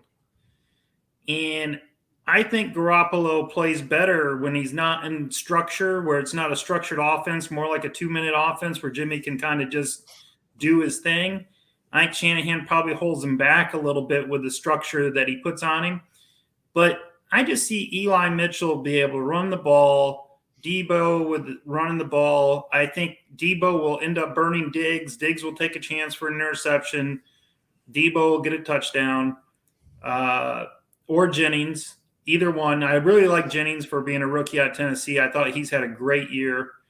I just view this game as – And you might want to wait on this because the Cowboys, on the book I saw, Cowboys are -3, -115. Jimmy, with the Cowboy fans, this might go to 3.5. And if it goes to 3.5, I love the 49ers +3.5. I like them here. But, man, if I get an extra half a point, I think the 49ers probably win the game outright. But I'm not a big money line bettor. I'm not like Clint throwing out +500s. I'm a point spread bettor. It's the way I've always bet football, and I probably miss some money when I get an upset here like this. But I just think Cowboys are not. And Slats brings up McCarthy. Who would you rather have, Kyle Shanahan or McCarthy? I'm taking Shanahan as my coach every day of the week. So I just look at this like, probably the wrong team's favored. 49ers should win this game. And I think the Cowboys, once again, get knocked out in the first round, and they start questioning what should they do in the future with all their fans being why can't we win playoff games and everything else. So, but I think 49ers played in a much tougher division. They're much more battle tested. And I don't think the Cowboys – I think this game's probably going to be 24-17 49ers or maybe 27-20 49ers. So I like your team in this one. I think they move on. It's very, very exciting, and every football fan loves when the Niners play the Cowboys. 49ers +3 at -103. That's available right now at Pinnacle. Jacksonville Zo, let's review your action. You have Raiders +5.5 at -105. Bills -3.5 at -109. Eagles +8.5 at -110. And the 49ers +3 at -103. I've enjoyed capping with you this year on our NFL Pub Hub immensely. Jacksonville Zo ranked third right now out of 19 cappers who have graced the show. Thank you so much, Zo. Follow our man on Twitter. I'm going to pop his Twitter handle here in the chat so we can get more people following. I think you embarrass me every time, Jimmy, when you pop that thing in there. Like the old man, all the numbers. I don't know how to figure that out, but it's okay. It's okay because all we really care about is the capping. That's all we care about, and you do a hell of a job there. So I'm going to pop this in the chat. Follow our man, Zo. So any last words to these great cappers supporting the show? I didn't know, Jimmy. Is this the last Pub Hub? Is this my last chance to get number one, or we have one next week? Or what are we doing? No, baby! Every Wednesday through the playoffs. Wednesday. Okay, all right. Well, I just want to make sure when I go 4-0 this week, I want to go to the top and make sure that I stay there to end the year. So I'm competitive like that. And I wish everybody luck. I hope that you continue to get better, Jimmy. I'm just happy to see you back at it. And I hear a little cough, but I think you're on the mend. And I hope everybody has a great weekend and we all cash our tickets and make some good money on this weekend's games. Appreciate the support. And thanks for having me on, Jimmy. Oh, I love it. I love it. There he is, Jacksonville Zo in the house. Your next guest, I had the pleasure of hanging out with in person. And, he's everything you imagine him to be. And I had so much fun hammering the horses with him at Santa Anita. I have so much fun capping with him. He brings so much positive, fun energy to every show he's a part of. And if I had my way, he'd be on every show that I am on. Please welcome to the show, Pride of San Diego, California. We got our man Sharpie in the house. Sharpie, how are you? Oh, you're muted, my man. You're muted, my guy. Okay, we have an audio. Okay, I'm not sure what's going on here. We gotta let's see if we can get Jose to figure out Sharpie. We'll get Sharpie right. Let's see. Okay, Sharpie's gonna come back in. All right, let's do a quick review of everybody we have here so far and locked in action. We have still 2 more guests to come here. 3, excuse me. We have Sharpie, Big Ragu, and Babano, and we're pretty close to being on time. Let's hear you, Sharpie. You good, my man? Can you hear me? There you are, baby. Yes. But I saw that beautiful Pride of San Diego, and I did the douchebag move of the year in San Diego, man. I saw this bum coming down my street today, and I was like, oh, you're not fucking camping here, bro. Not today. So the convict came out of me. The shirt came off. I went over there, started screaming, you better fucking go, bro, because I live in a dead-end street, Jimmy, so I don't play that shit. You don't belong down here, man. So he just looks at me like I'm dumb, so I start throwing his shit all over the street like, you need to fucking go. Then I realize he's a deaf mute and starts going, ooh, ooh. I was like, oh, I'm a douche, bro. So I go in my house, I grab the guy a bag and a soda, and he just hightails running from me. He wouldn't even take it. So at least I tried to be nice afterwards. It's a wild ride hanging with you, Sharpie. Every day there's something new for us, and that is no different. And you tried to make amends. I did. I felt bad afterwards. Yeah, you tried to make amends, and when it comes down to it, that's all that matters. Once you understood the situation, you tried to bring him something that might help his day. And regardless, you still don't want him. Regardless, you don't want him sleeping at the end of your street for the next 6 months. I mean, it comes down to that, Exactly. I just have to be nicer. I should have brought the soda out first and said, hey, bro, you need to keep going the other way. You learn as you get older. Absolutely. Okay, let's get to work. It reminds me of my buddy Rob Pugh, who's been on the show before. Horrific stand-up jokes about we both did. We lived on the street below. We were roommates, and it was right outside of a school for deaf kids. And he always wondered once they went out to recess, how do you get them back in? Always was very curious. And he said it's like pods of humpback whales around the neighborhood. Okay, but let's get right to work. Let's get right to work here. Sharpie, you get your card started right away. Saturday, first game, Raiders, Bengals. and you have the difficulty of hammering the prop market. Now, this prop market is ready to go with a couple of these games, but not all of them, and it's going to be tricky to watch you and our man Billy Briz, who will be on next week, roll, because we're doing Wednesday night shows. We did move them from Tuesday just to have you guys on, because you guys have been so incredible and so much fun to cap with. So I know it's going to be tricky. I've got them all out except for the Allen rush prop. So if we come to that and you're able to find that, that's the only one I haven't been able to get. Okay, Allen rush prop. I'll see what I can do. But let's get to work. Raiders Bengals. Let's get into it, guys. So I heard Zo talking about how good that Raiders defensive line is with Crosby and Ngakoue. But he didn't bring up the fact that they lost Darius Felon, their defensive tackle, to a torn pectoral muscle, guys. So they only rush 4. They do not blitz. We've seen that versus the Charger game.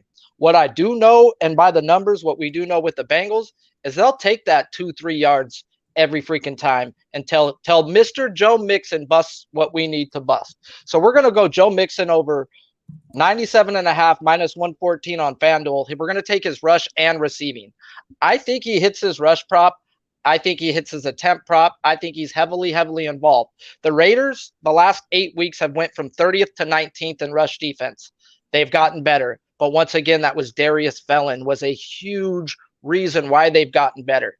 So I'm expecting Mixon to be heavily worked like he was the first game versus the Raiders, where he had 30 carries, 123 yards, and 2 TDs on the ground. We have been shown where if they get down, Mixon is used in the receiving game. That's why I want the rushing receiving to back it. Just in case they do get down, he will be used in the receiving game. So this is a 3rd down back and a 3-down back. And when we got 3-down backs, rushing and receiving is the way to go. I get Second. I get it. But let me just lock in that line here. 97.5? Yes, sir. Minus 114. Minus 114. All right, we got Sharpie on the board. Mixon rushing and receiving over 97.5 yards at minus 114. Let's keep rolling. We roll right into Buffalo Bills at New England Patriots. Take it away. Buffalo. Oh no, that same game I still had. I had Waller in. Oh shit! Sorry, my bad. No worries. Let's keep rolling. Might as well hit that same game. So yeah, for sure. We're gonna go to the Raider game and Darius, we got Waller, guys. Waller is a damn stud. He came back last week. He had 9 targets, only 2 catches, 22 yards. Crap. That's fine. Let me get into this. Cincinnati, 5th versus the rush, 26th versus the pass. 4 out of 7 weeks since the bye for Cincinnati, any team who's targeted the tight end 8 or more times, that tight end has 100 fucking yards. What? And Waller's over 58.5 receiving yards, minus 115. And week 11, he was targeted 8 times, 7 catches, 116 yards versus the same team. The tight end eats is what I'm getting at versus Cincinnati, guys. So Waller, I expect his normal target share. 8+ targets is going to get us 100+ yards, and they got us at 58.5, guys. So he's hit over 58.5, 7 out of 10 games this year, 70%. And that to me says play. I get it. Waller now back in action. So over 58.5 receiving yards at minus 115. So we have a double up from Sharpie in Raiders Bengals. Mixon rushing and receiving. Waller receiving. All right, let's move on to Bills Patriots. How are you attacking this one? Man, if you don't know by now how I'm attacking this, you don't know who the fuck I am, guys. And sometimes that's a good thing, but it's really who I think I am. That's the one you need to worry about. This right here, it's Josh Allen, guys. He's my guy. He's your guy. He's been putting food on our kids' table. If you've been playing his rush props, when I tell you to play his rush props, if you look at it through the year, he's only hit it 12 out of 18 times, 66%. So if you've played him blindly, you're hitting, you're winning at a good 66%. But if you've been listening to old Sharpie, you've been hitting at an 87.5%, guys. And this falls into that category, guys. All year long, if it's a 2-score game, Josh Allen hits his rush prop 87.5% of the time. Okay, 2 games versus the Patriots, he's averaging 51.5 rush yards. Okay, his average line this year is 36.5 yards. Okay, this guy's smashing his rush props, guys, is what I'm getting at. I don't expect a blowout in this game. So if it's within 2 scores, he hits it for us. It's worked so well. It's worked. I've watched it work all year long. Anytime there's a tight game, Alan goes over his rush props. I can't get it yet. The books that have come out have given. That's the one that is not out yet. Okay. So as long as it's under 38.5, I'm game. It shouldn't be higher. I'm a little scared that they're going to jack it up because his last 4 games, he has ran the ball well, but it's like those are blowouts and stuff. So they might overinflate it a little bit, but he should easily hit this. I love it. I love it. So we'll keep an eye out on your Twitter handle. For those of you who don't follow Sharpie, do it, man. He's such a selfless capper. He only cares about us all cashing together. So I'll put his Twitter handle here. So it's a Josh Allen over rush yards prop. He's looking as the key number at 38. All right, let's keep rolling here, Sharpie. Next up for you is, we head over to Eagles Patriots. Philadelphia Eagles. Oh, sorry, Eagles, Patriots, Eagles, Buccaneers. What the hell am I doing? Sorry, I wrote that down. Eagles, Buccaneers. Let's head over to Eagles, Buccaneers. We've heard 2 cappers on the Eagles plus the points, and we've had 1 prop, and that was Dallas Goedert TD at plus 225. You are not focusing on the Eagles in your prop market. Take it away. How are you handling this? If I was to focus on an Eagle, it's Jalen Hurts' rush yards, guys, and I'm pretty sure all you guys are throwing that in the chat right now. That guy runs the ball. He runs the ball second best in the NFL in his first year in the NFL, only behind Lamar Jackson. So if I was on an Eagle, that'd be that. But I'm not, guys. I'm on Gronkowski, just like the Allen prop. If you've been following me and on Billy on our fantasy shows, we attack the Philadelphia Eagles with the tight end position. They run an old school cover 2, Tampa 2 shell, guys. That means they're good versus the deep ball. They allow everything underneath, guys. And Gronkowski's got 10 plus targets in 3 of his last 4 games. And his yards are at 56.5 minus 115 on Caesars. Are you fucking kidding me? I had this shit lined at like 72 to 75. Like, I expected a number in the 70s, and you gave me this crap in the 56.5. That's a joke. He's hit this to me is money. It's the easiest bet. It's so hard. I get stuck up talking about it. They just suck versus the freaking tight end, and Tom Brady loves throwing to his tight end. It's just like, it's perfect. Gronkowski, I absolutely get it. He's just been a monster of late. And now Brady's running out of weapons. He's running out of weapons. So I can see exactly what you're doing here. Are you only focusing on the receiving yards? Yes, because at the time when I put both, they weren't out yet. So I didn't know. I had projections written down that I wanted. And when I seen a 20-yard difference when I projected where his line should have been at, it was the yards. It was the automatic yards. Gronkowski, was it 56.5? Yeah, minus 115. Minus 115. Gronkowski over 56.5 at minus 115. Then we head to Dallas for the Niners, Cowboys. And again, we got Sharpie here looking at from a player prop standpoint. And this is precisely the reason we moved the show to Wednesdays, just to have his looks and input here. Take it away, Sharpie. Niners, Cowboys. This is another one that's hitting at 87.5% this year. Like, that's a fucking number that's absurd, guys. And you said it, I believe your last step when you did a whole crazy breakdown on the Niners with Zo, your last thing you said was something about how bad Dallas was versus the rush. I didn't even have that written into my thing. And I was like, wow, even better. So, guys, we're going Deebo Samuel over 27.5 rush yards, minus 115 on DK. He's hit this number, like I said, 7 out of 8 times, 87.5%. He's averaging 7 carries and 46 yards a game since November 15th, when Shanahan decided to use this guy as a running back / wide receiver. It's just that easy, guys. It's this number to me. I had this lined at 36.5, and they gave me another 9-yard value. That to me is a must play. I expect him to be even used more in the playoffs. So I could see that 7 carries jumped up to 10. So this is just too easy of a play. A lot of these are just money in the bank to me this week. I love it. I absolutely love it. Spenny Penny Bombs in the house agreeing, says Deebo Hammer over 27.5 rush yards. And what was the juice associated? Minus 115.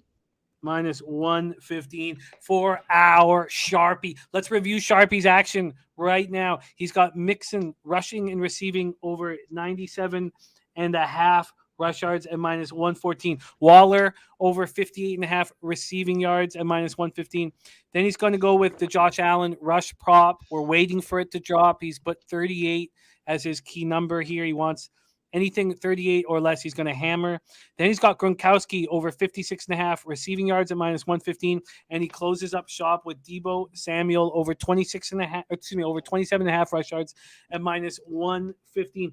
I'm going to pop Sharpie's Twitter handle here. It's a real easy one. It's just Sharpie's Bets on Twitter. Follow our guy. He's an absolute great follow. Just cares about us cashing. And he is exactly, oh shit, that's Zo's. Sorry, I got to copy and paste. He's exactly what you see here. And so much fun to party with. And we're hoping that he comes to San Antonio. Will you be joining us in San Antonio? Probably, seeing my guys Trey and Paul are out there. I get free living. I love it. I love it. Okay, there you go. Sharpie's Bets right there on Twitter. Follow our guy. Sharpie, any last words for the great cappers supporting the show? Yeah, if we learned anything from today, before you pour out a homeless guy shit, see if he speaks first, because that might help. So have a good day, guys. There he is, Sharpie's Bets in the house. We go from Sharpie to another legend in the low bag game, a guy we absolutely love capping with. We know him as the Doc. Big Ragu in the house. Ragu, how are you, my man? Jimmy, good to see you, brother. I hope everything's getting better at the household, which it sounds like it is. So, Godspeed to you, man. Love you, brother. Good to be with you. Thank you. Yes, things are getting better. Carter is the last one that we need to get better right now. Let's get after it, Ragu. You have 3 games on your card, and you start with the New England Patriots at Buffalo Bills. We've already heard both sides of the ledger. How you getting paid here? Is your hat telling the story? Maybe, maybe not. I had to wear something black tonight, so I figured let's throw the Pats hat on. It matches the outfit. I like there's a couple of things that kind of play in the. Usually, when you meet up a team 3 times in the same season, especially in the division, it's a tough look either way. It's always tough to beat a team 3 times, but we don't have to worry about that. And the other game on the West Coast with the Rams and the Arizona Cardinals, same scenario there. But we're not going to be talking about that game. But this particular game here, it's a story of 2 tales. The first one went one way with the weather relations and the way that the Pats handled business, running the ball the whole game. Then when they were successful in that aspect, they were saying that, well, can Buffalo come to New England and run the ball? Are they going to try to run the ball? Well, if you go back and peel that game back, they were pretty successful running the ball. They had over 100 and some odd yards. I think it was like 149 yards. They rushed the ball 27 times. Not too shabby. And then Buffalo, the X factor in that game was definitely Josh Allen. I mean, he ate New England alive in that game, and they didn't have an answer for him. So, usually Belichick is the master of preparing. Like I heard Zo or somebody was saying that they were thinking they were going to protect the quarterback Jones in that role here. And he's a rookie going on the road, which is a tough ask.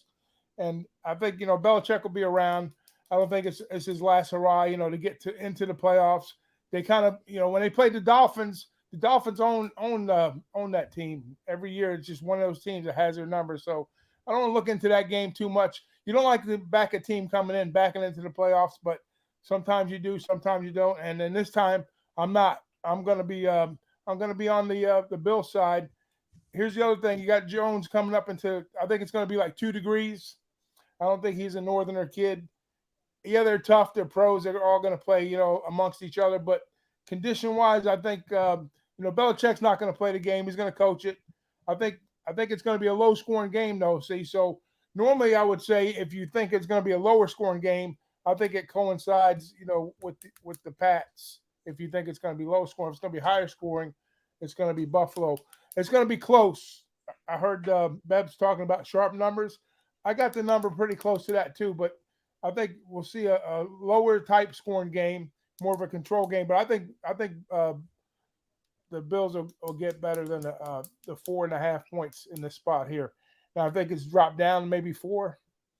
But I was Yeah, when I first seen that, I says, man, 4.5, 4 is an overlay. 3, it seems like a field goal game. When I started looking at it, I said, nah, there's just too many variables against the Pats versus, I mean, they are rolling right now. The Bills, they were shaky. They caught that shaky spot there, but man, they're coming into the playoffs real strong. Their offense is good. Their defense is going to be good on the pass. I think they're going to have to beat them. I don't think he has to have his best game, but if he plays anywhere like he did in New England, it's lights out for New England this game.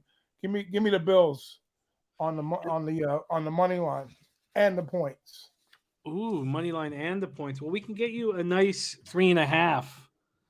A nice 3.5 here at Circa. Let's see what we can do for a money line spot for you. See how low we can get you. The lowest we can get you, I can find right now, is minus 197. Again, that is at Circa. Let me just move. 197? Yeah. Wow. Okay. Minus 197. Yeah. I hate going against Belichick because I think this is a spot to go against. I really do, just because of the circumstances with the quarterback. And I know they're getting a little healthier in the running back position, which they were kind of a little bit light when they played last time. But I just think too much talent on both sides of the ball here for the. I mean, this team last year was one game away from going to the Super Bowl. And usually those type of teams, when they show back up the next year, they usually take a step forward. And I think even though it's an early game, and usually I'm all about the wild card teams. Not saying it's a chalky situation when you line up with these wild card teams. I know I heard Clint talking about dog money early on, but I'm on the opposite side, especially wild card weekend. I'm all about. I'm kind of tip my hat a little bit here, but usually the home teams is set up for these guys to win, not necessarily by margin, but just to get the win. And I think the numbers here is low enough for them to cover it.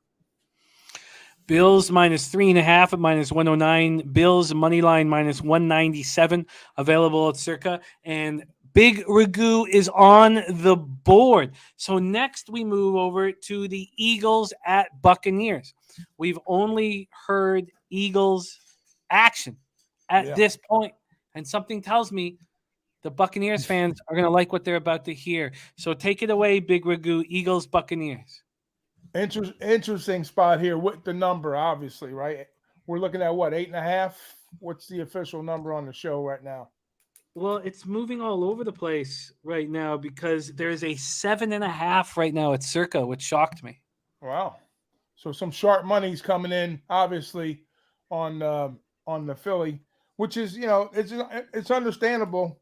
It really is. But, I remember a few weeks back they were talking about Philadelphia had the NFC East all wrapped up. And, they had an easy schedule going down. And they are a good football team, don't get me wrong. And Anthony will probably tell you something different. But, you got a rookie coach coming in. You got a second-year quarterback, which is tearing up the league with his legs. But, what does Tampa do? They shut it down. They shut the run down. Yeah, they're nicked up. Yeah, they have some guys that are, not at 100%. But a big piece coming back was Vega last week. And this team, when Tampa plays at home, I'm telling you, that's a different team altogether. You know what I mean? They got like a 16-point differential when they're playing at home. On the road, it's like 6 points. But I know, and the number's set. I think the number's pretty close to where it is. But if it dipped below 8, I mean, that's a bargain to me. In actuality, I think what they're doing. Tampa does start out slow. Like when I was on the show Sunday with Ian, I told him I wanted Tampa under the first half, and I don't think I got the W with them on the outright cover, but I did hit the first half under. I'm not going to try to go both ways in this spot here. I know basically it's going to boil down to this. Like with the cover 2 off defenses, I think both tight ends are going to do very well here. Goddard's going to have probably some success against them. I think the key matchup in this game is going to be Slay versus Evans. That's going to give Gronk some opportunities. I'm not playing a prop in this game, but I think we'll see some, good midfield action. Plays on like said in front of the secondaries and stuff like that. And, Brady's lived in that zone for his whole life. Basically, that's where he's made his career.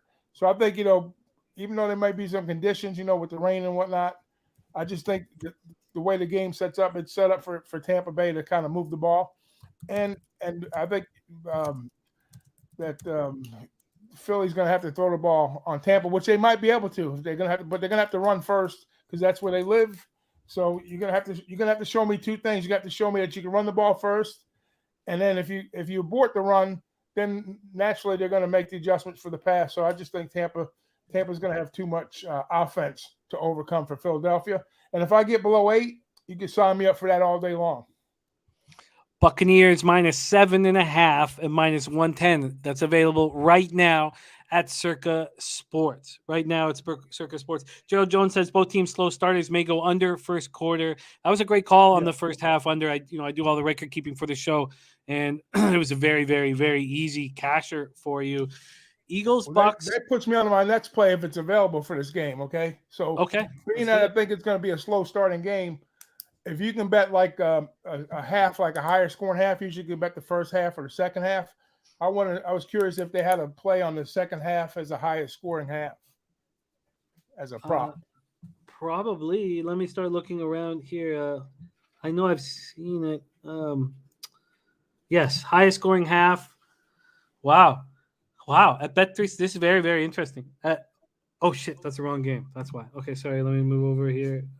Eagles, Buccaneers, main props. So I'm gonna line shop at a couple different books for you.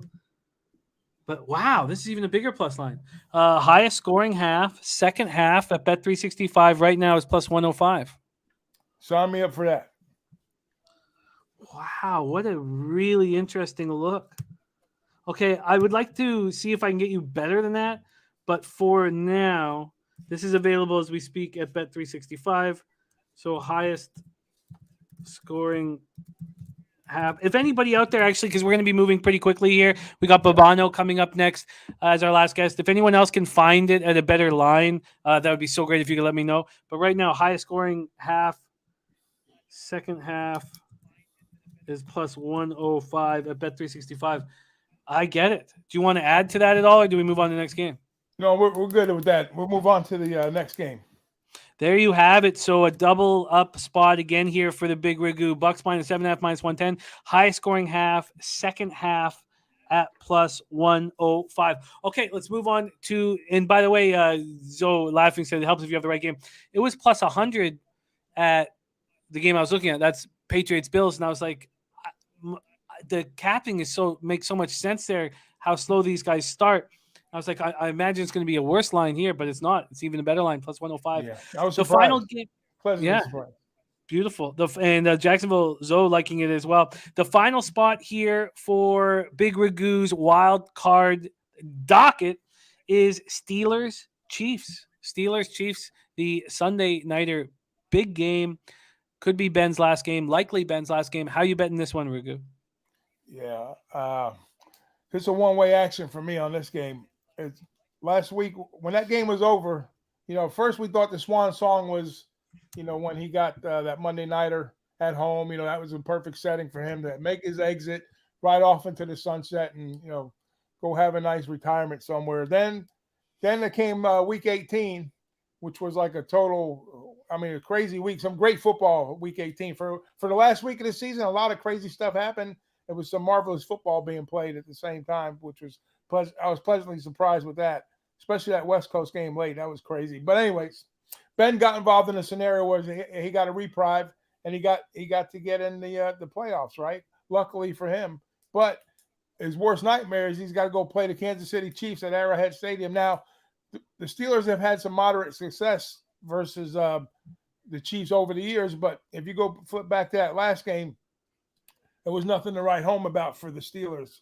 Now, granted, they're probably gonna lean real hard on Harris here and Watt on the defensive side to kind of try to hold things down for these guys. And I know that Kansas City, they're getting healthier. It's been a season of two seasons for them. The first half not so good, like 3 and 4 on the start.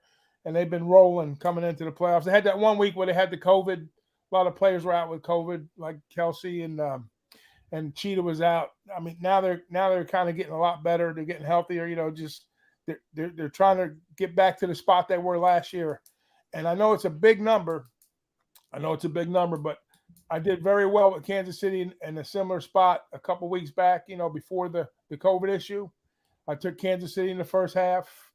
I took them in the full game, and I took them on a team total. Well, Kansas City, you treated me so nicely that week. I'm going to come back with those same 3 spots. I'm going to take Kansas City in the first half. I'm going to take Kansas City over the team total, and I'm going to take Kansas City in the first full game. Well, let's lock you in. You're going to have some options here. So let's see what we have. So we'll start here. And I say that just because Pinnacle, buying and selling points, they give you a really nice number here. Yeah, this is going to be an all down. Listen, this is going to be a name your score. Go bet it now. I don't care if I know 2 of the games for a fact. I know sharp money's coming in on the Philadelphia side. And you say it's kind of chalky playing the Bucs at home, whatever, but not so much. If you're going against the Sharps, then you're going a little contrarian there. Same thing here. I know there's Steeler money coming in. And I know there's some bets on the Steelers. So I think longer term, there's going to be public's going to be coming in back in the Chiefs later, closer to the game time. But a lot of sharp money's coming in right now on the Steelers. And I understand it, but I don't understand it in my brain.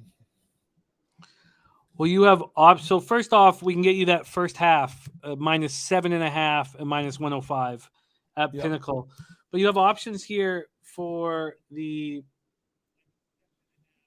full game. You can have the 11.5 at minus 109. That's available right now at Circa. Mm-hmm.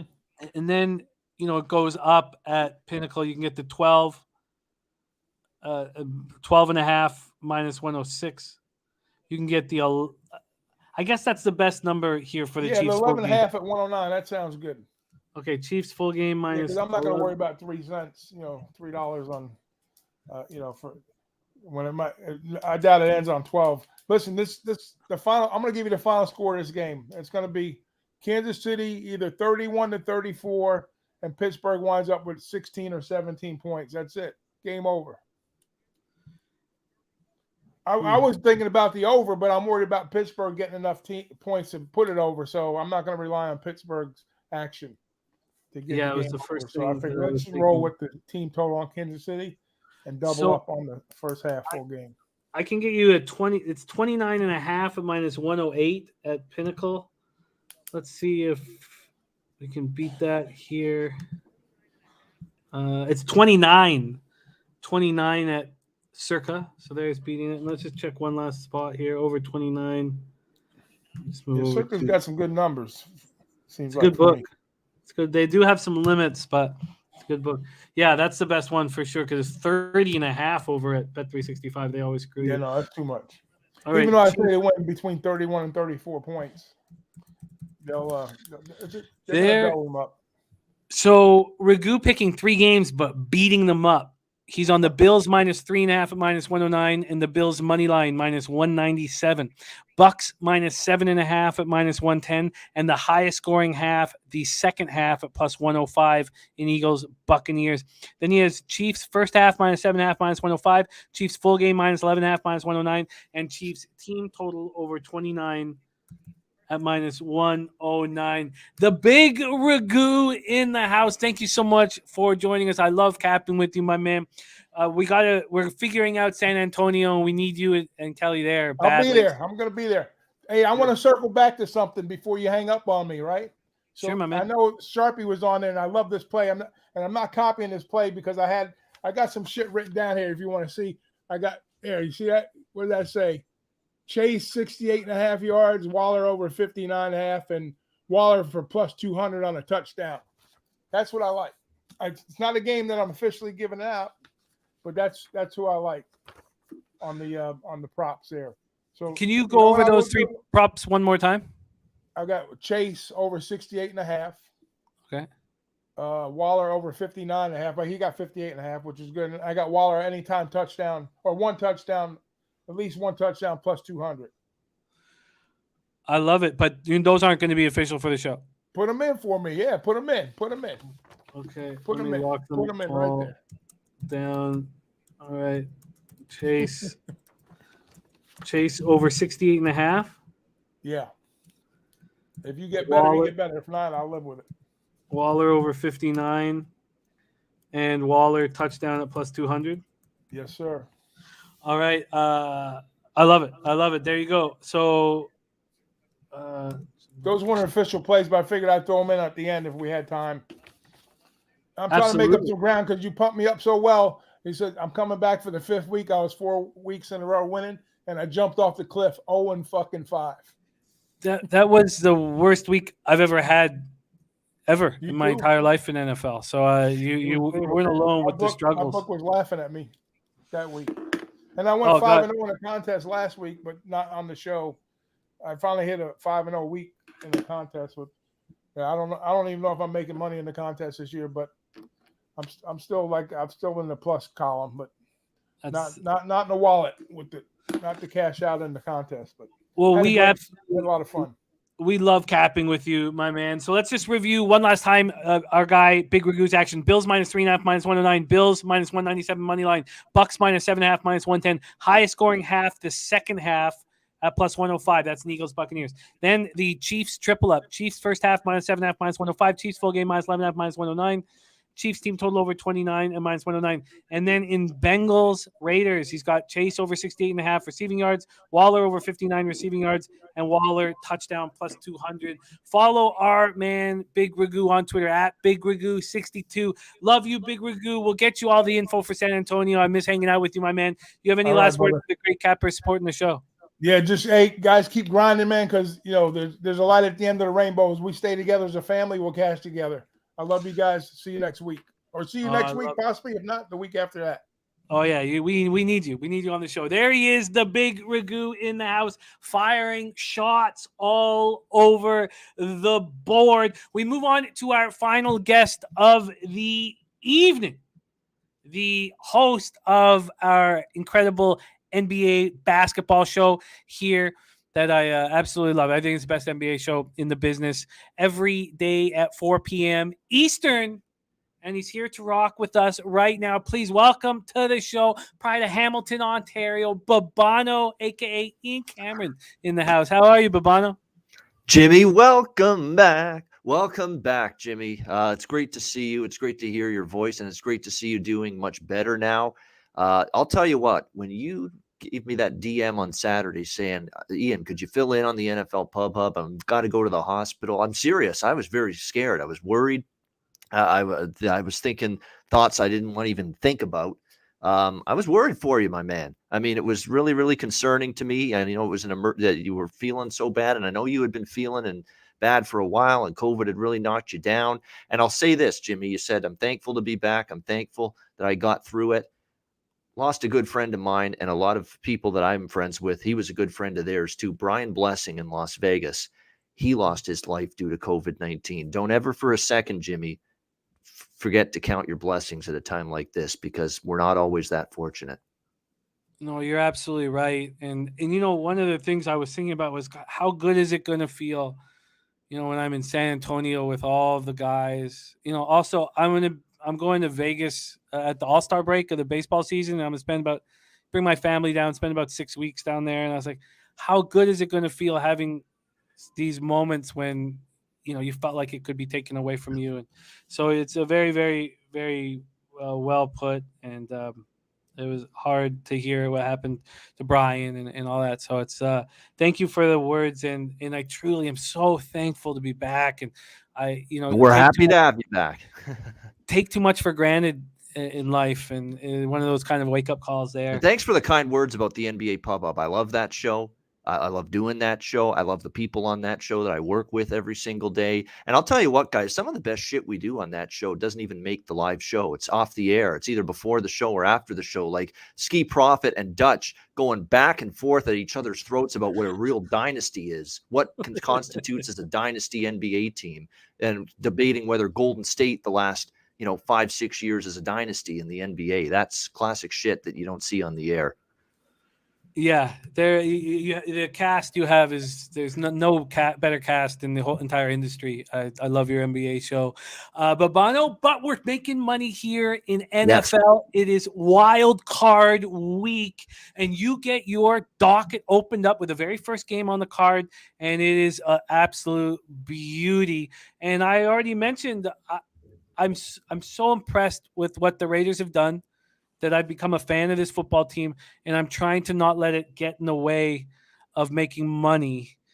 And I can't wait to hear how you are going to attack this spot. The table's already been set for this one, so you take it away, Babano, my man. Las Vegas Raiders, Cincinnati Bengals. Yeah, I mean, this is a really interesting game. People have tried to kill this Raiders team, and nobody's been able to do it. The heart and the resilience of this team has been terrific. They just find a way, and they find a way. It's a different thing. It's a different reason they win games. The defense forces a turnover. They make a big stop. Derek Carr makes a big play in the passing game. Jacobs with a big play running the football.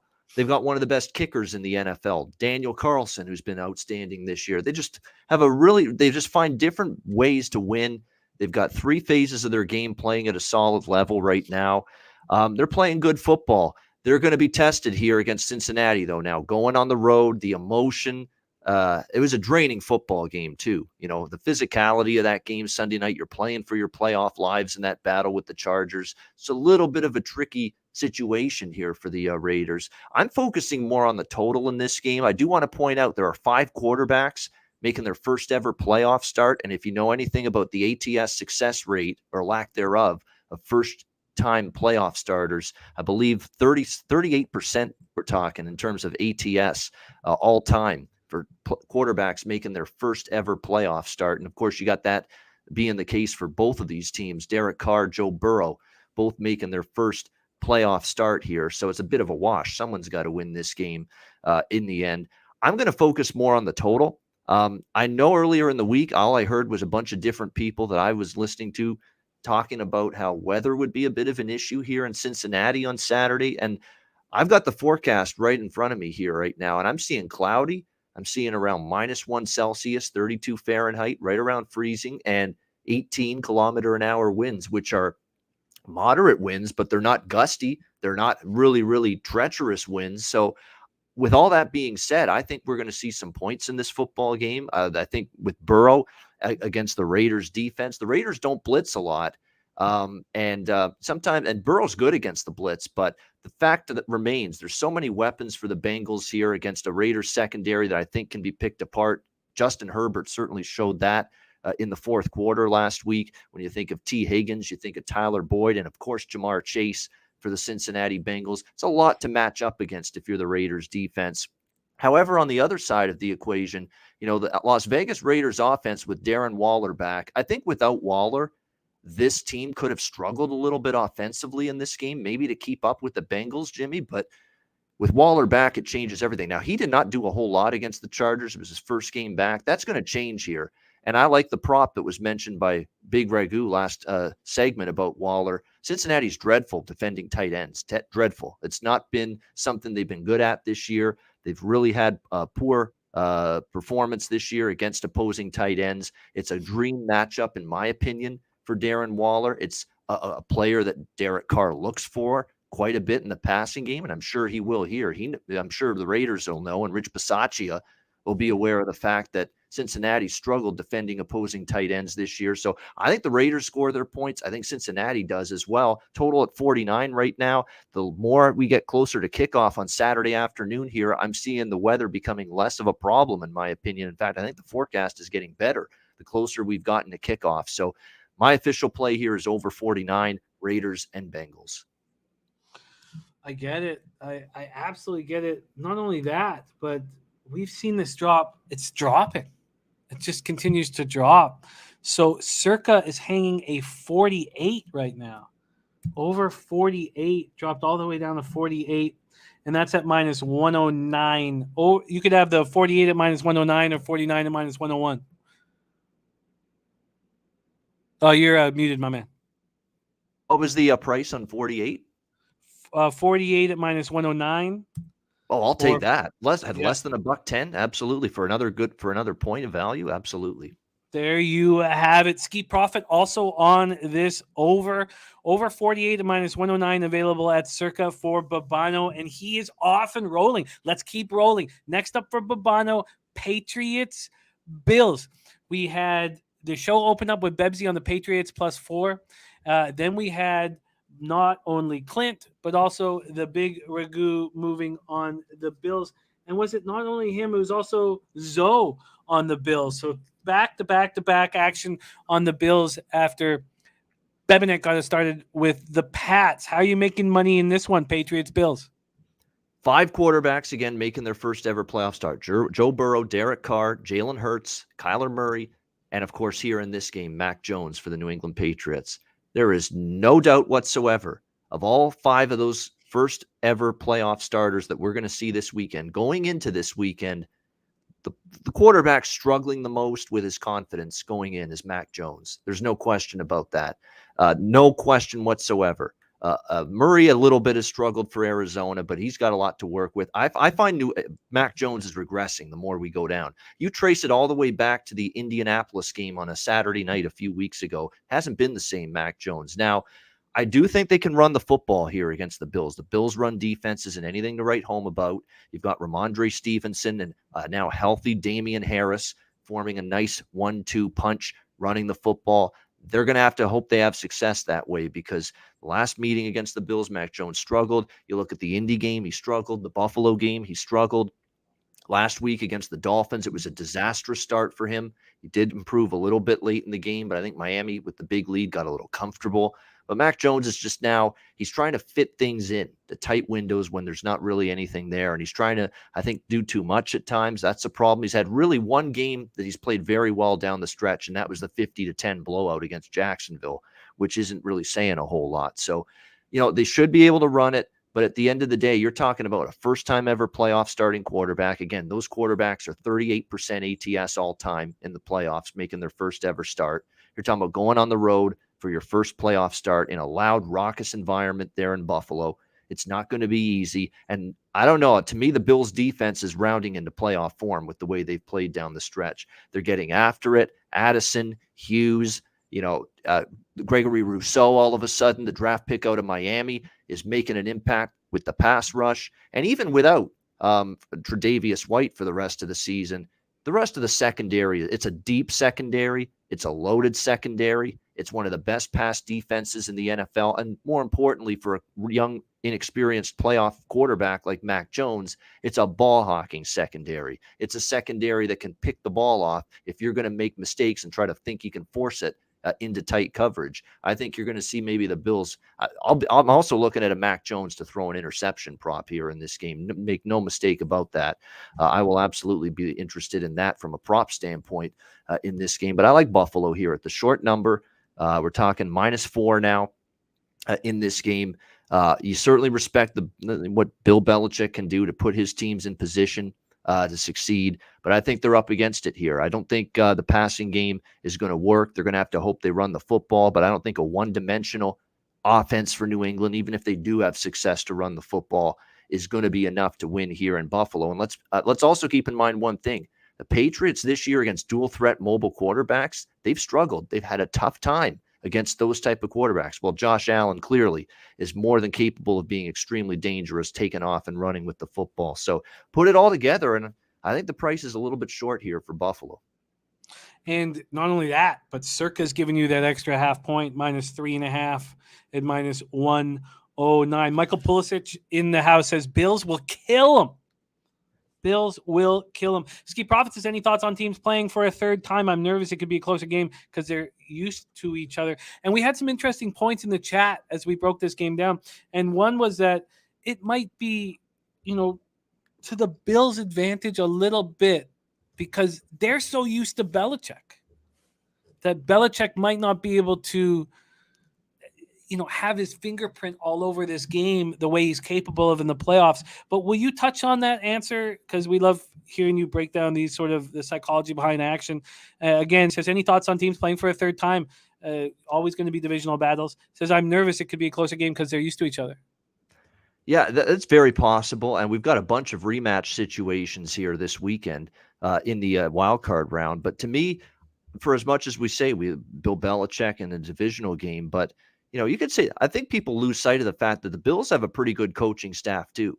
With Sean McDermott and company. I've been impressed with them from day one. They've got an experienced defensive coordinator in Leslie Frazier, who's been around the block, who's been a head coach at the NFL in the NFL before. Brian Dable, his days of, unfortunately, if you're a Bills fan, his days as an offensive coordinator for you are numbered. He's going to get a head coaching job. The Bears, every Dolphins, there's a bunch of teams knocking on his door already for an interview for head coach going into next season. So I think that in terms of preparation, third meeting, this is not about preparation anymore. I think maybe earlier in the season, you put some stock into the coaching prep, and certainly if there's a team coming off a bye week, you pay attention to that.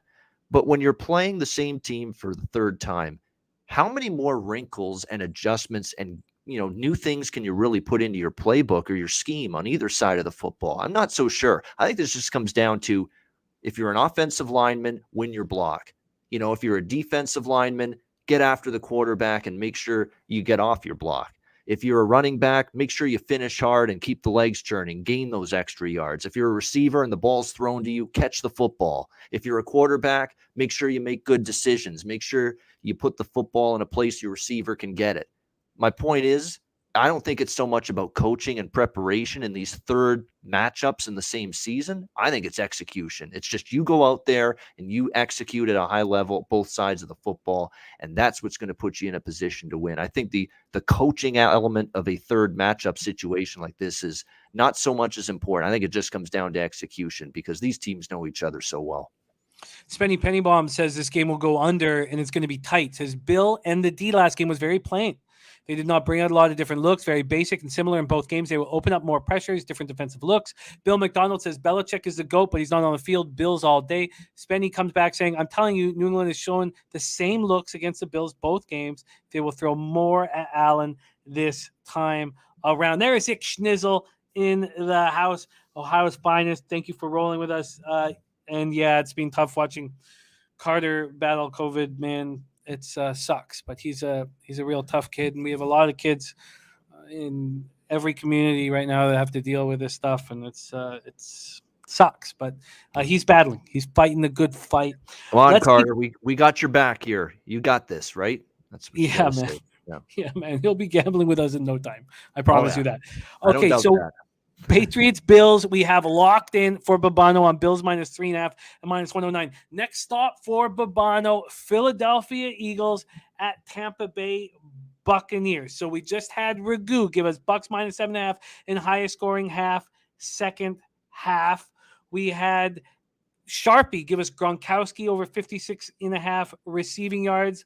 We had Zo give us the Eagles +8.5. And we had Clint give us Eagles +8.5, Eagles money line +325, and the Dallas Goedert TD at +225. So it was all Eagles until Ragu came on. Let's hear how Babano plans on getting paid. Philadelphia Eagles, Tampa Bay Buccaneers. Take it away. So this is the one I'm on the fence with, but I'm going to make Philadelphia an official play here regardless. I've actually not bet Philly yet. This is the one I'm on the fence with, but, I didn't want to just wait to, till the last minute. I wanted to include every game that I was at least interested in. So I did that here. So I strong lean right now to Philly. You can make it an official play for the show at the current number. The one concern I have for Philly, first of all, before I give you the negatives, let me give you the pro Philly argument, because obviously I lean Eagles here in this game. Is their offensive line and defensive line play, I thought down the stretch was outstanding. I thought it was really, really good down the stretch. We saw what the Eagles' offensive line was like with a healthy Lane Johnson this year. It made a lot of difference. Jalen Hurts was solid. He's going to probably have to throw the ball a little bit more here. That's the one thing that does bother me, because we're talking about a upper echelon run defense, and Philly's probably more of a run-heavy team going into this game. And the Bucs seem to be getting some reinforcements, Jimmy, on defense. We know that's been a banged-up, injury-plagued defense down the stretch. But right now we're looking at a potential here going into this game that we're going to see a lot of these guys return to the football field here for the Buccaneers. Shaq Barrett, Jason Pierre-Paul, Levante David. These are all guys that have missed multiple games down the stretch, and we're seeing that they probably should all be back for this game.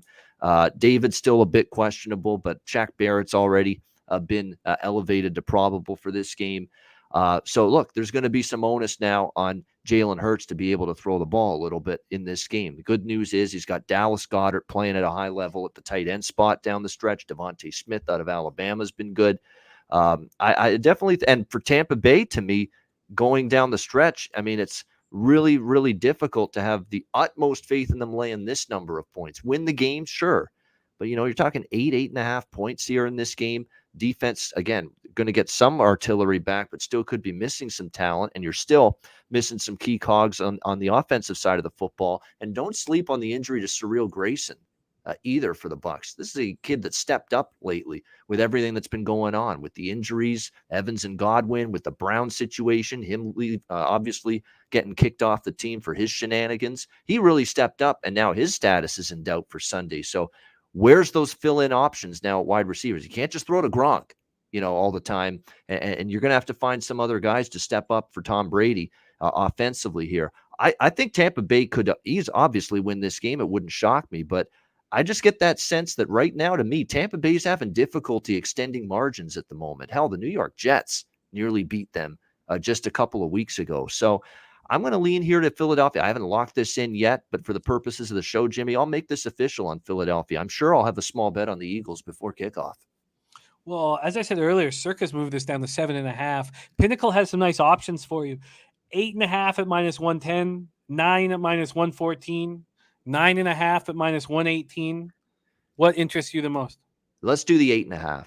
That's 8.5. It's above 8's a key number, so yeah, 8.5 is good. Eagles plus 8.5 at -110. All right, we have Babano rolling the final game here on NFL Pub Hub Wild Card Edition, Playoff Edition is the final game of the Wild Card docket. It is the big NFC West showdown, Cardinals, Rams, to finish off the entire slate. We have so far in this game, it hasn't been broken down too often. We have Clint on the Cardinals Rams over 49. We have Bebenek on the Rams -4, and that's it. So you're the third person attacking this game. Take it away. How you getting paid? You know which team I'm liking here. It's the team I've been, basically rolling with them all year, especially on the road. A team that I've been backing quite a bit. Arizona. And look, I don't even need Arizona to win this football game. They're getting 4. They lose by a field goal. I'm happy with that. I think they're very live here. And look, for some reason, I can't figure it out. Why has this team been so poor at home this year, Arizona? Why? It's very difficult to figure out why. Even the Seattle game last week and just how badly they played. But we saw a couple weeks ago at Dallas, they won that game outright as underdogs. Cardinals 8-1 straight up in ATS on the road this year. The only loss was that Detroit game where it was just, a total flat spot for the Cardinals. But look, DeAndre Hopkins, he's not going to be back yet for this game, and they were kind of hoping that would be the case. But nevertheless, we've seen some different players step up here. James Conner is going to be available to them at running back. Kyler Murray, I think, is going to definitely be looking to run with the football more with it being a playoff game. You've seen Christian Kirk and A.J. Green step up, and they had someone as well in that Dallas game really step up at the receiving position too. They have some depth there, the Arizona Cardinals. And yes, at times this offense has looked totally out of sync, out of sorts, not as productive, not as explosive without obviously DeAndre Hopkins, and it's a huge loss. But you got Green to rely on, Christian Kirk, Antoine Wesley, that's his name. Rondale Moore's questionable. They're still holding out hope he plays. And Zach Ertz at tight end. You've got still playmakers for Arizona here going into this game. And more importantly, you got your Pro Bowl center back recently down the stretch in Rodney Hudson for the Arizona Cardinals. And he's made a difference too along that O-line. As far as the Rams are concerned, look, I know that San Francisco last week, and I was the beneficiary with the 49ers plus the points last week of that comeback. And I know that game meant do or die for San Francisco. It just meant winning a division for the Rams. But nevertheless, to cough up a 17-0 lead and lose like that, there's clearly some problems right now with the Rams. Matthew Stafford is still at times going into these lulls during the course of a game where he can light it up like he did in the first half and then go stone cold, ice cold like he did in the second half, incomplete passes, turnovers. He's become a turnover machine down the stretch, Matthew Stafford. That concerns me. And that second half performance bothered me here against the 49ers. And, I think the Rams defense, part of it, I don't know what happened to Jalen Ramsey, but he completely blew the coverage, on the drive that set up the 49ers to score the tying touchdown in the final minute. The big play, he just totally lost the coverage there in that. So as much as Ramsey, we revel about his ability, he still sometimes has those moments where he can be beaten, and he is human in that cornerback spot. So, to me, I think with the Rams, you're talking about at home where they've been hit or miss this year. Arizona already beat them handily in LA early this season. So I think I think it's a close game. I have these teams closer to even. So the fact that I can get more than a field goal in a game like this, I'm taking it. And I'm taking the 4 with Arizona here in this game. And I'm also going to take the total here. And that's the over 49.5. You won't have any weather between these two teams. Well, no weather issues of any kind. Saw the Rams play a 51-point game with the Niners last week. And when you look at head-to-head this year, these two teams, Jimmy, 37-20. 57 points in the first meeting. That total was 54. 30-23 Rams in the second meeting. That game got to 53 points. The total was 51 in that game. So you're telling me we had 2 overs. One of the totals was 54. The other was 51. And now you're going to give me 49.5. You're telling me the offenses have really drastically regressed and the defenses have improved that much to put the total now in the low 40s. I don't buy it. So I'm also going to look over the total here on the Monday Nighter. You have an option here on that total. You have over 49.5 at plus 101. That's at Pinnacle, or over 49 at minus 110. We'll do 40. 49 is a key number, so I'll do over 49 minus 110 for sure. Over 49 at minus 110 for Babano. Let's review Babano's action here on Wild Card Week. Raiders at Bengals. Over 48 at minus 109, available at Circa. Patriots at Bills. He's on the Bills, minus 3.5 at minus 109, available right now at Circa. Then Eagles plus 8.5 at minus 110. That's at Pinnacle. And then a double up spot for him on the Cards. He's got the Cards plus 4 at minus 109 at Circa. And the over 49 at minus 110, also available at Circa.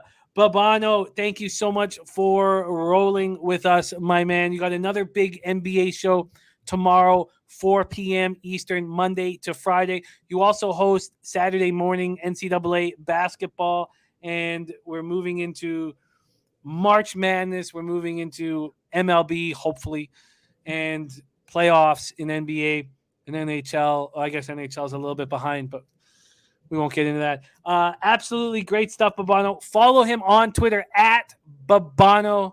Ian Cameron rolling with us as he has throughout the season on NFL Pub Hub. Babano, any last words for these great cappers supporting the show? No, everybody watching, we appreciate it. Hit the like button I feel like I'm hosting again. Hit the like button on the way out. How many times do I say that on every show that I host? But yeah, great stuff. Hopefully everybody's tuning in. Hopefully everybody, look, this is something we've never seen before. 6 wild card games on the first weekend of the NFL playoffs, 3 on Sunday, a Monday nighter. It really doesn't get any better than that. And of course, the regular 2 on Saturday. So it's a great weekend ahead. Make some money, cash some tickets. Jimmy, once again, it's great to have you back. Pub Sports Radio can't roll without you. So it's great to have you back here in your spot, hosting the NFL Pub Hub and hosting Betting with the Bag once again, starting tomorrow at 11 a.m. Eastern. So make sure you tune in for that. Jimmy, great stuff. Good luck to you, my friend. And it is just really great to see you and have you back. Oh, means the world to me, Babano. Thank you so much for the kind words, man. I love the family atmosphere we have. I'm just honored. And I can't wait for San Antonio in April. Can't wait for that either. Oh, it's going to be magic. It's going to be magic. I can't wait. We're trying to nail down the dates. It looks like it's going to be 3 weeks, kind of starting on the 18th of March. I know that Big Boss booked his trip for the 25th of March and then the first weekend of April. I'll be there for all of it. So we will party together like we're meant to do.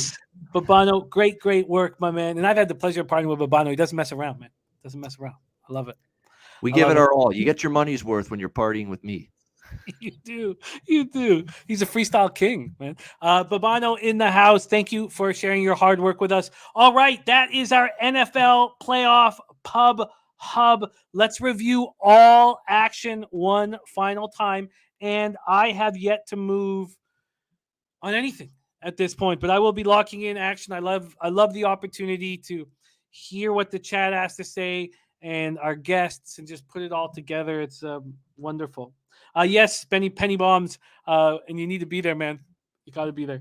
Okay, let's go over everything here. Bebenek was up first.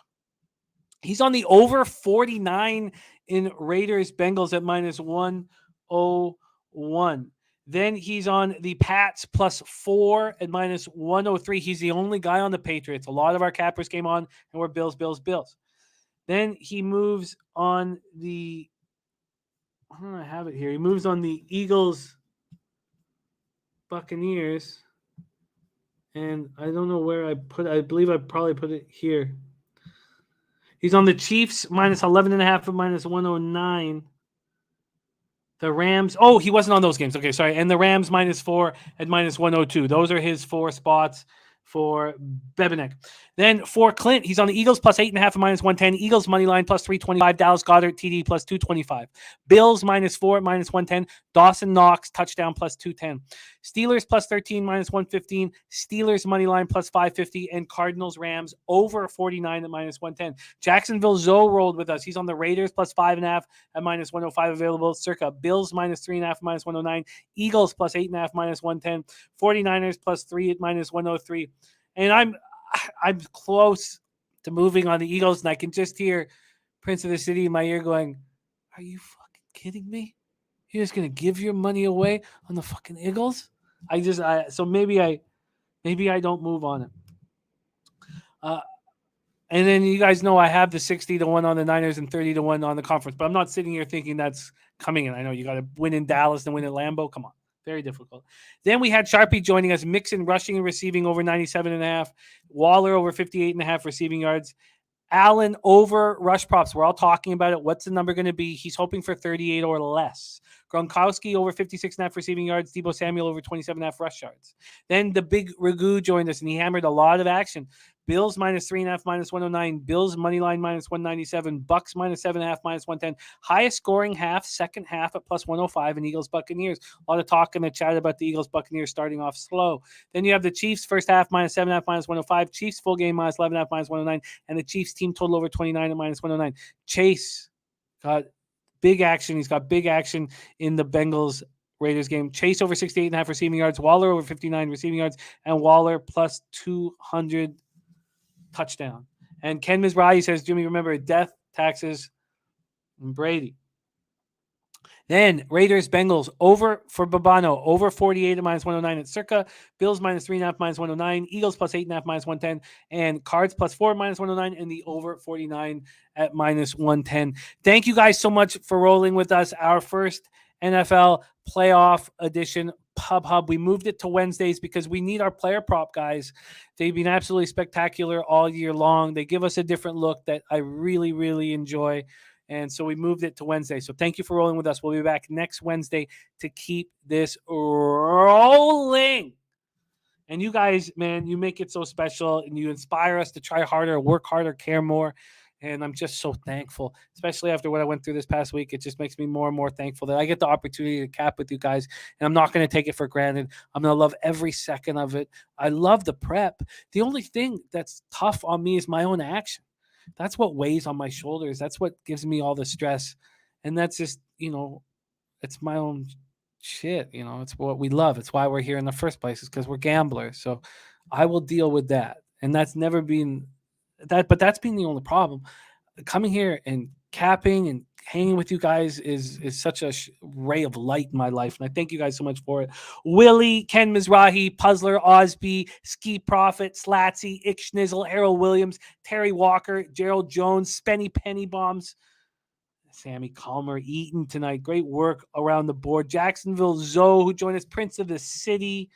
What an absolute great group. We had Birdie, Christian Larson, Millsy, aka MMA Locker Room. We have Bill McDonald, Chris Brady, just great guy after great guy, and truly mean it. You guys inspire me.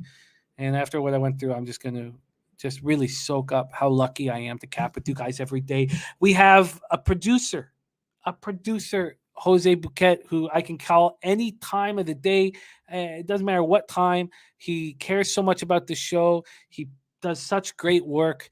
And I just want him to be my producer forever, for as long as I work. So thank you to Jose, and thank you to Jeff Slaughter. He's the leader of this ship that we're all so proud to be riding on. So thank you guys all. Let's have a giant wild card week. It's been such a roller coaster ride. I cannot fathom that I've cashed 9 of the last 10 weeks, and I'm down 1.7 units on the season. Like, it's just so irritating. I can't believe that one losing week had to be such a debacle that I'm still trying to reach up. But we got a lot of time to get that cash, and nothing is more fun than wild card week. Good luck, everybody, with that cash. And join us tomorrow morning. We're back in action, betting with the bag, 11 p.m. Mr. Gokster will be joining us. Dutch Boy Fresh will be joining us. Maxwell Smart will be joining us. Family's back together, baby. Get that cash. It's time for us to have one giant wild card week.